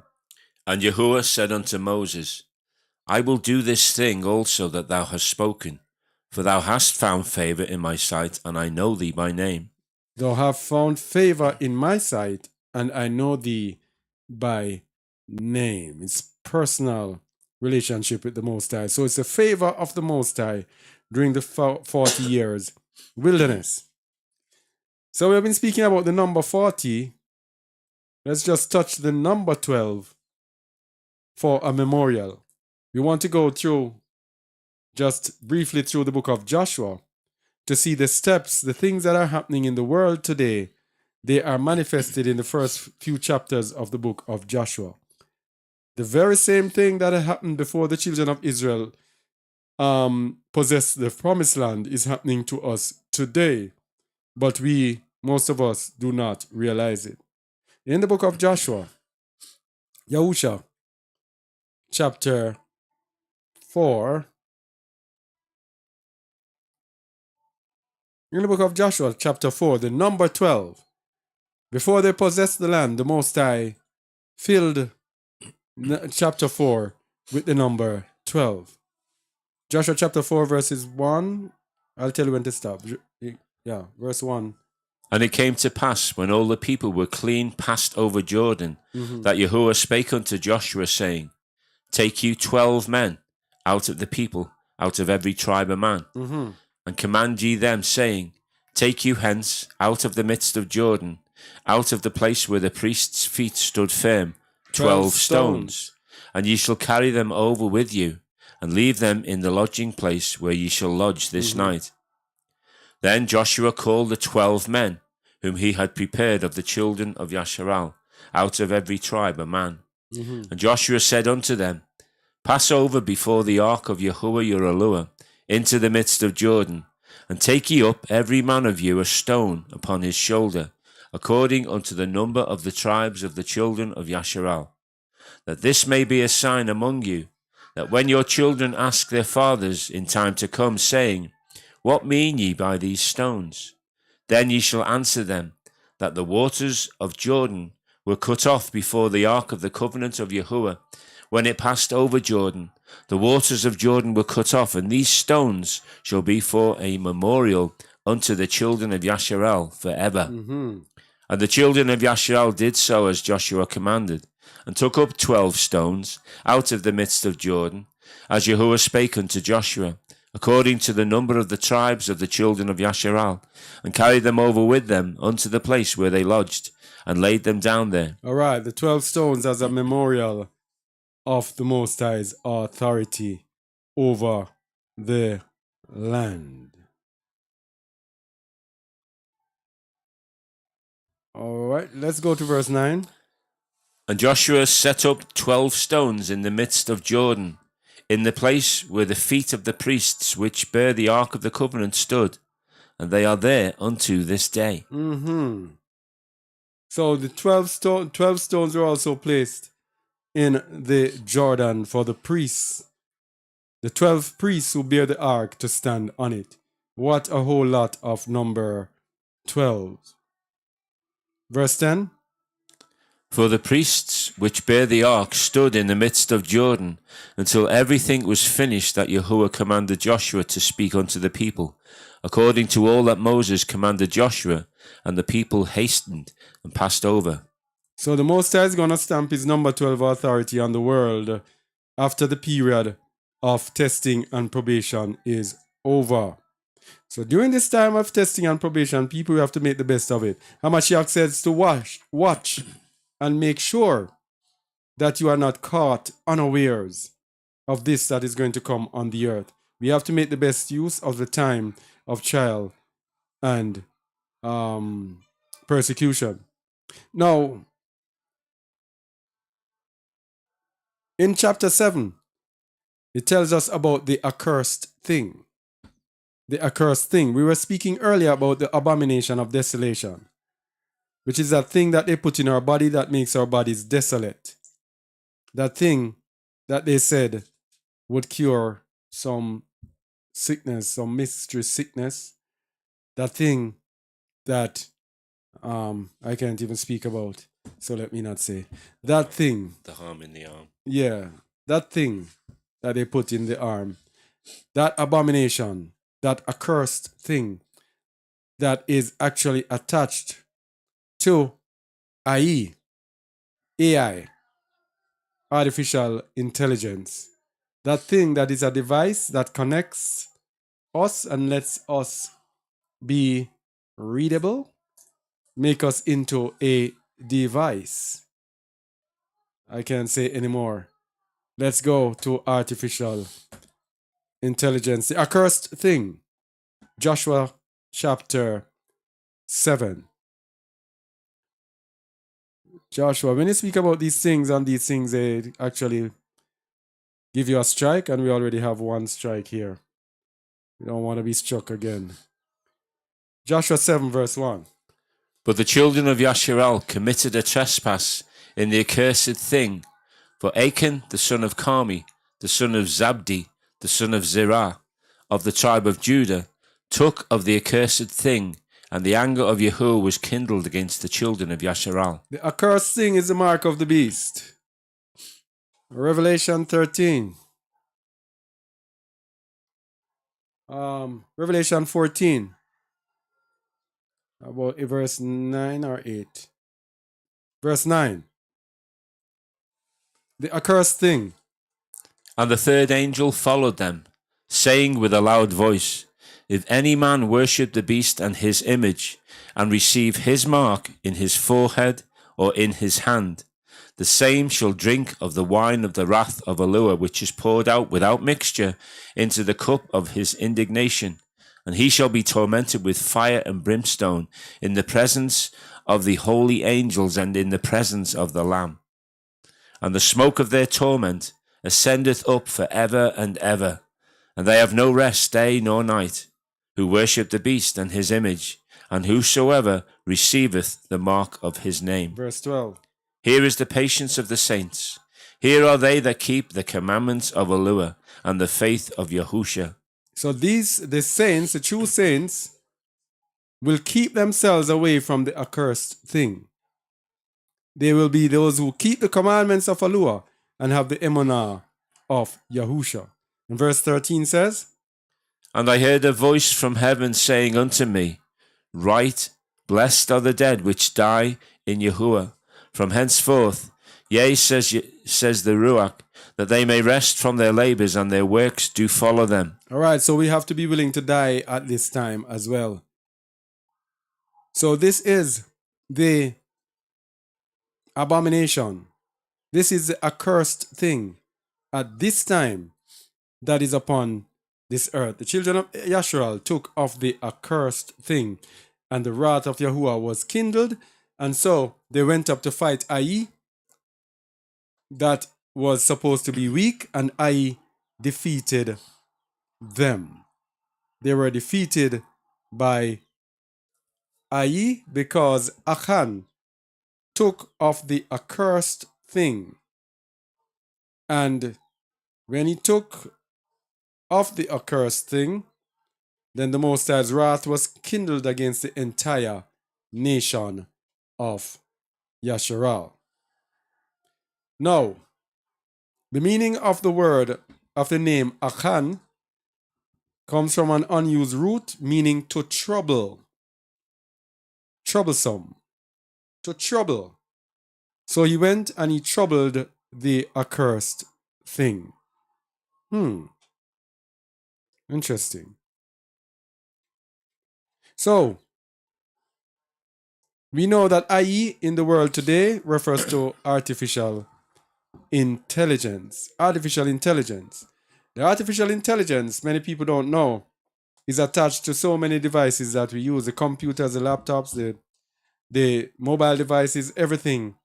But it's also attached to that thing that you put in they put in their bodies. So this artificial intelligence has to be defeated in the end. And in chapter 8, the children of Yasharal defeated Ai. In chapter 8, verse 1. And Yahuwah said unto Joshua, Fear not, neither be thou dismayed. Take all the people of war with thee, and arise, go up to Ai. See, I have given into thy hand the king of Ai and his people, and his city and his land. And thou shalt do to Ai and to her king as thou didst unto Jericho and her king. Only the spoil thereof and the cattle thereof shall ye take for a prey unto yourselves. Lay thee an ambush for the city behind it. All right, so we want to see how many people from Ai were killed. All right. Let's see. Verse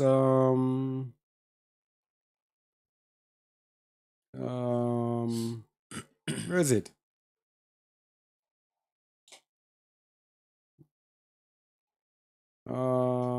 Verse 25.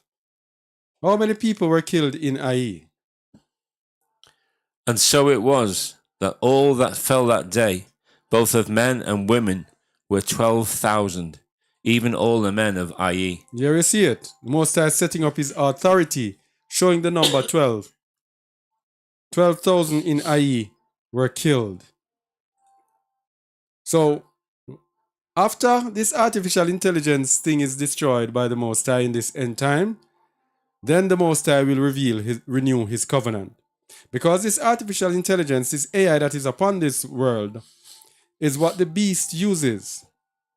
What the beast uses to control his kingdom. The kingdom that Daniel prophesied of iron and clay. This technological kingdom that is administered by Ai will be defeated, and then the Most High will renew his covenant with his people.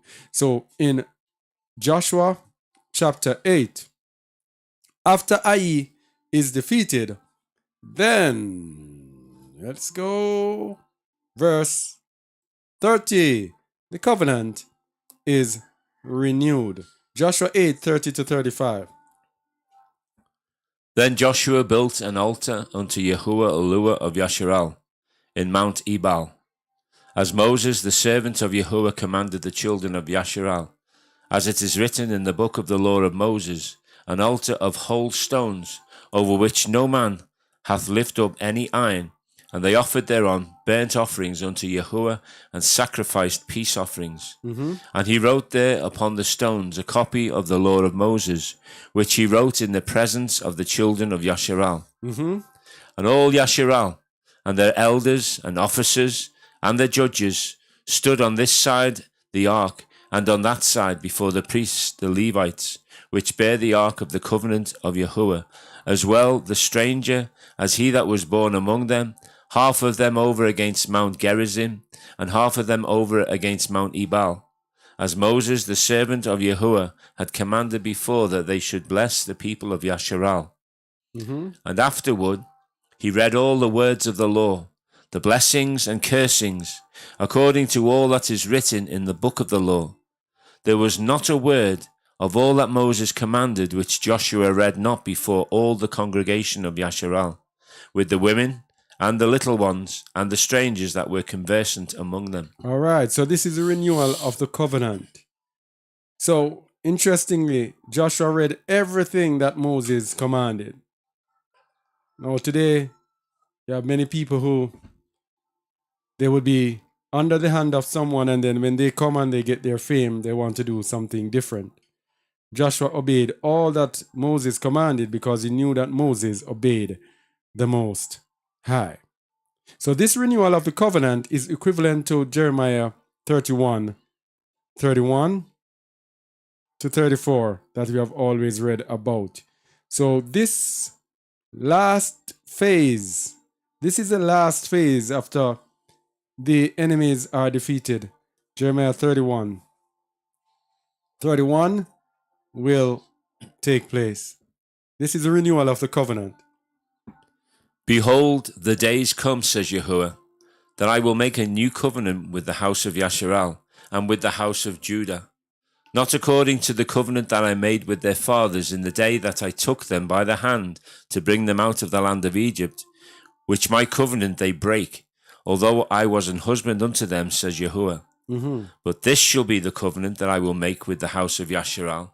After those days, says Yahuwah, I'll put my law in their inward parts, and write it in their hearts, and will be their allure, and they shall be my people. And they shall teach no more every man his neighbor, and every man his brother, saying, Know Yahuwah, for they shall all know me, from the least of them unto the greatest of them, says Yahuwah. For I will forgive their iniquity, and I will remember their sin no more. All right. Okay, so this is what we have. We did record time. What time is it? 6:10. Less than 2 hours. That's good. So, in summary, we have to go back to the days of Noah.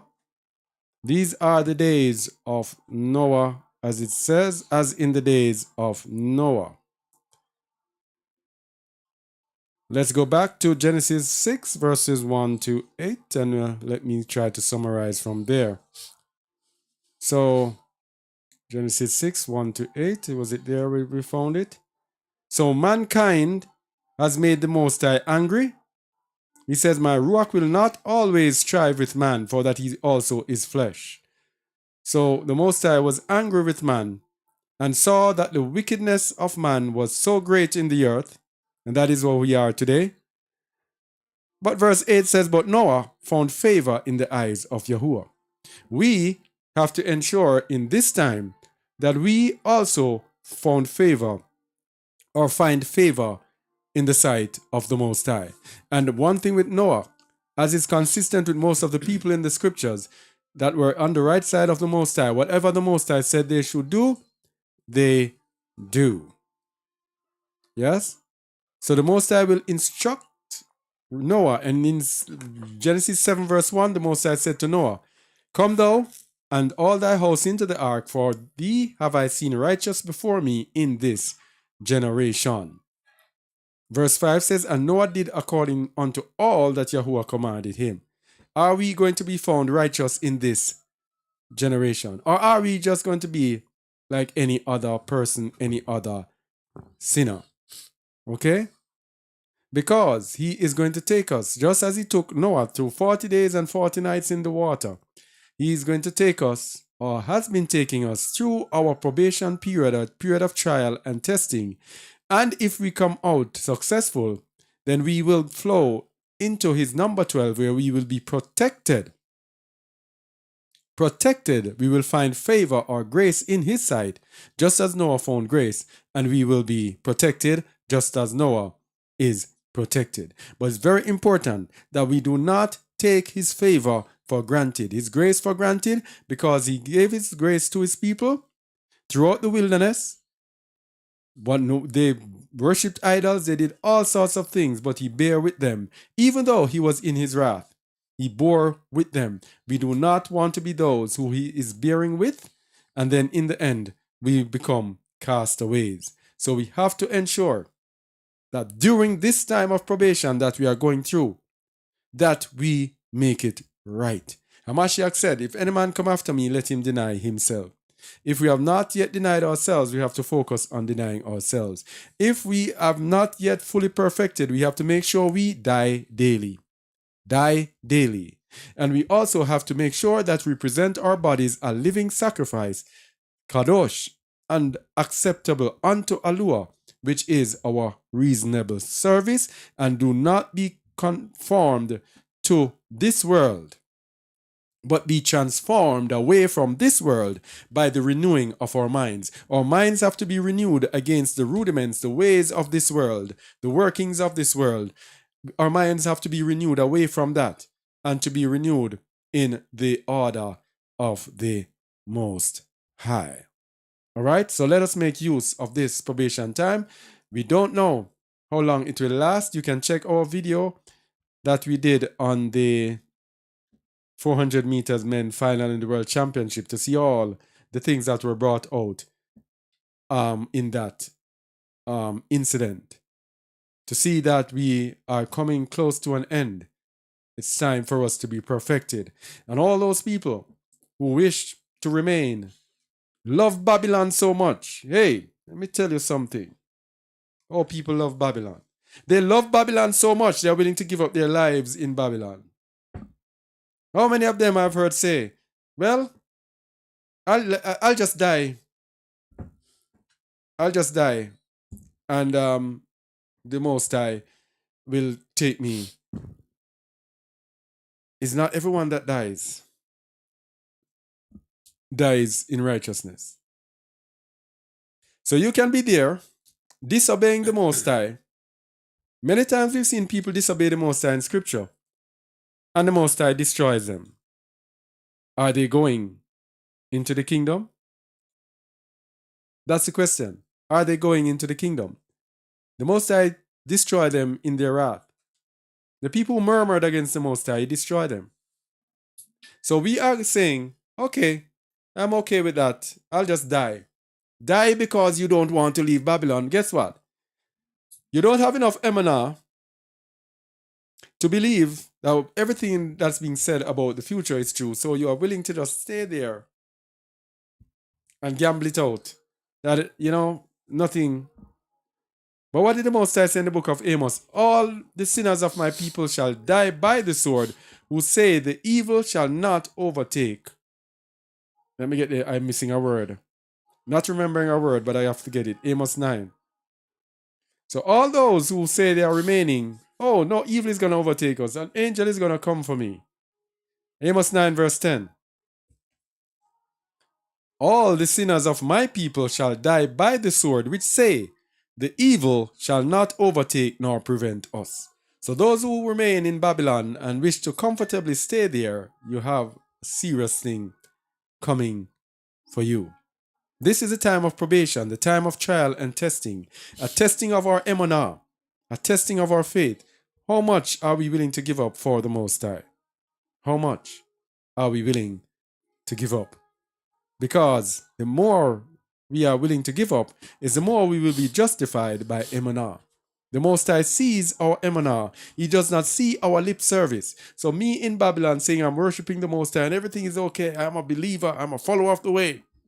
Where is our emunah? He says to move, to flee. Come out of her, my people, and I am not willing to do it. Where is my emunah? That is what the Most High is looking for. That is what He's looking for. Okay? All right, anything you have to say, Amikai or George? No. All right, so let me see if we have any questions. Any questions in the chat?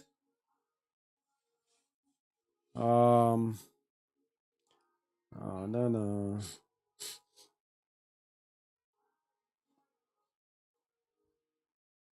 What is this? So slow. Huh?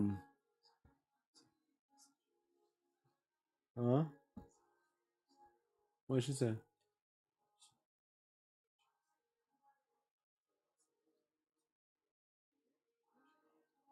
Oh, okay.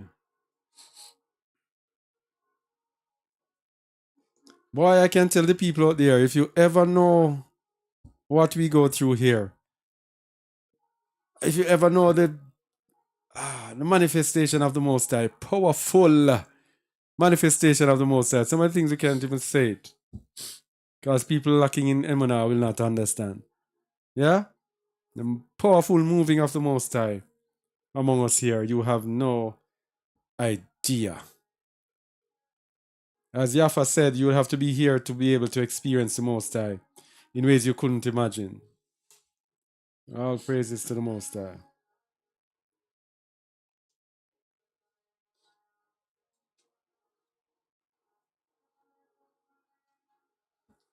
Oh, Kerry McGee says he died for 12 minutes. I want to tell you, my people, how good Yah is and how great His mercy is. About 2 months ago, I died having a medical procedure done. I was dead for 12 minutes, but Yah is merciful because He's still here. You see that? 12 minutes. Is it a coincidence that it's the number 12?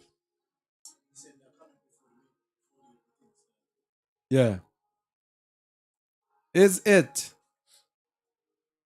a coincidence that it is the number 12? Very interesting. All right. All praises to His name.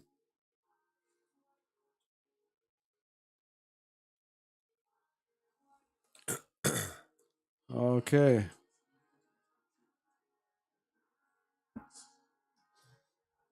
All right. All right. All right.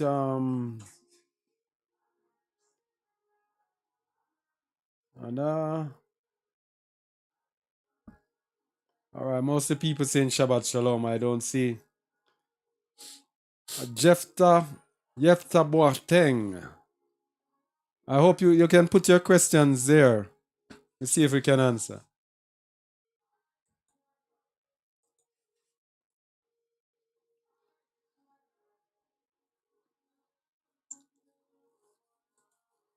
We have an Kassad full up the chat.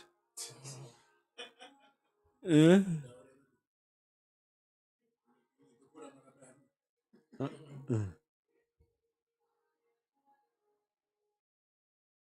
All right. So that person has not left. He was told to leave the questions, and he has not left the questions. Let's wait another couple. All right. So those in the chat, could you like if you like, please? Could you put the likes there if you like? Where is it?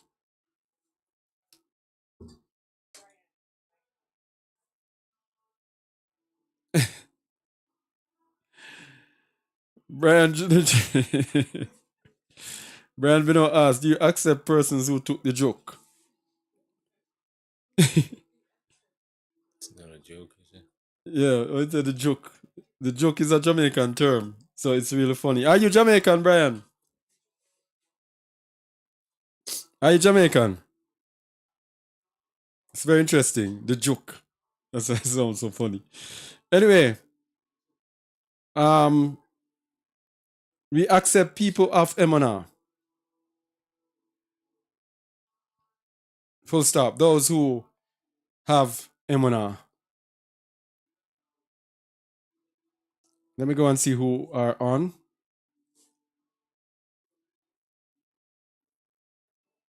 All right, so Shalom, Joshua Riggs. My sultry sounds doing the job of moderator as usual. Thank you very much. Yafa, Hassad, Nomsa, Ona, Yaziel, what you doing there? Yaziel, John 14:15. Brian Bino. This one now. Lan, Yo, Moonface. I don't know what that Lanyvyh. Moonface. And we have Ngobile Malamula. We have, oh, did I say Kerry McGee? Michael Norwood. Shalom. Shout out to you. We have Radcliffe Butler. Shalom. Radcliffe Butler from out of Jamaica. Donald Dunn. And we have Pearly from over there in California. Hey, how are you doing, Pearly? Hey. Steve P. Tyler Robinson. Anthony Osborne. Jeff Taboateng. Just Seeing Child. What's this one now? Elisheba Yasharal. Zion of Yah. Sharon Adams. All right. So Kenton Small. Did the roll call and no questions. So time for us to go. It's such a short time. Only 2 hours. That was excellent. Oh, Brian Bino. But live in the Bahamas. Okay. Oh, Dominican. Oh, went to school. Where? In Jamaica. Okay. That is strange. You're Dominican. Went to school in Jamaica, but you live in the Bahamas. International. Man. Eh? You say it as well? Oh, why y'all imitating us? I didn't know that. Juke. Yeah. All right. So shalom to you all. Ziona, remember to give your report after. Yeah. All right then. So this was a quick one. All right. Until next time. Thank you all for being here with us. As we continue, we can check out, of course, our video that we did. We told you about the 400-meter race to get an insight into the number 12 and the number 40 as it relates to the end time, and 400 as it relates to the end times.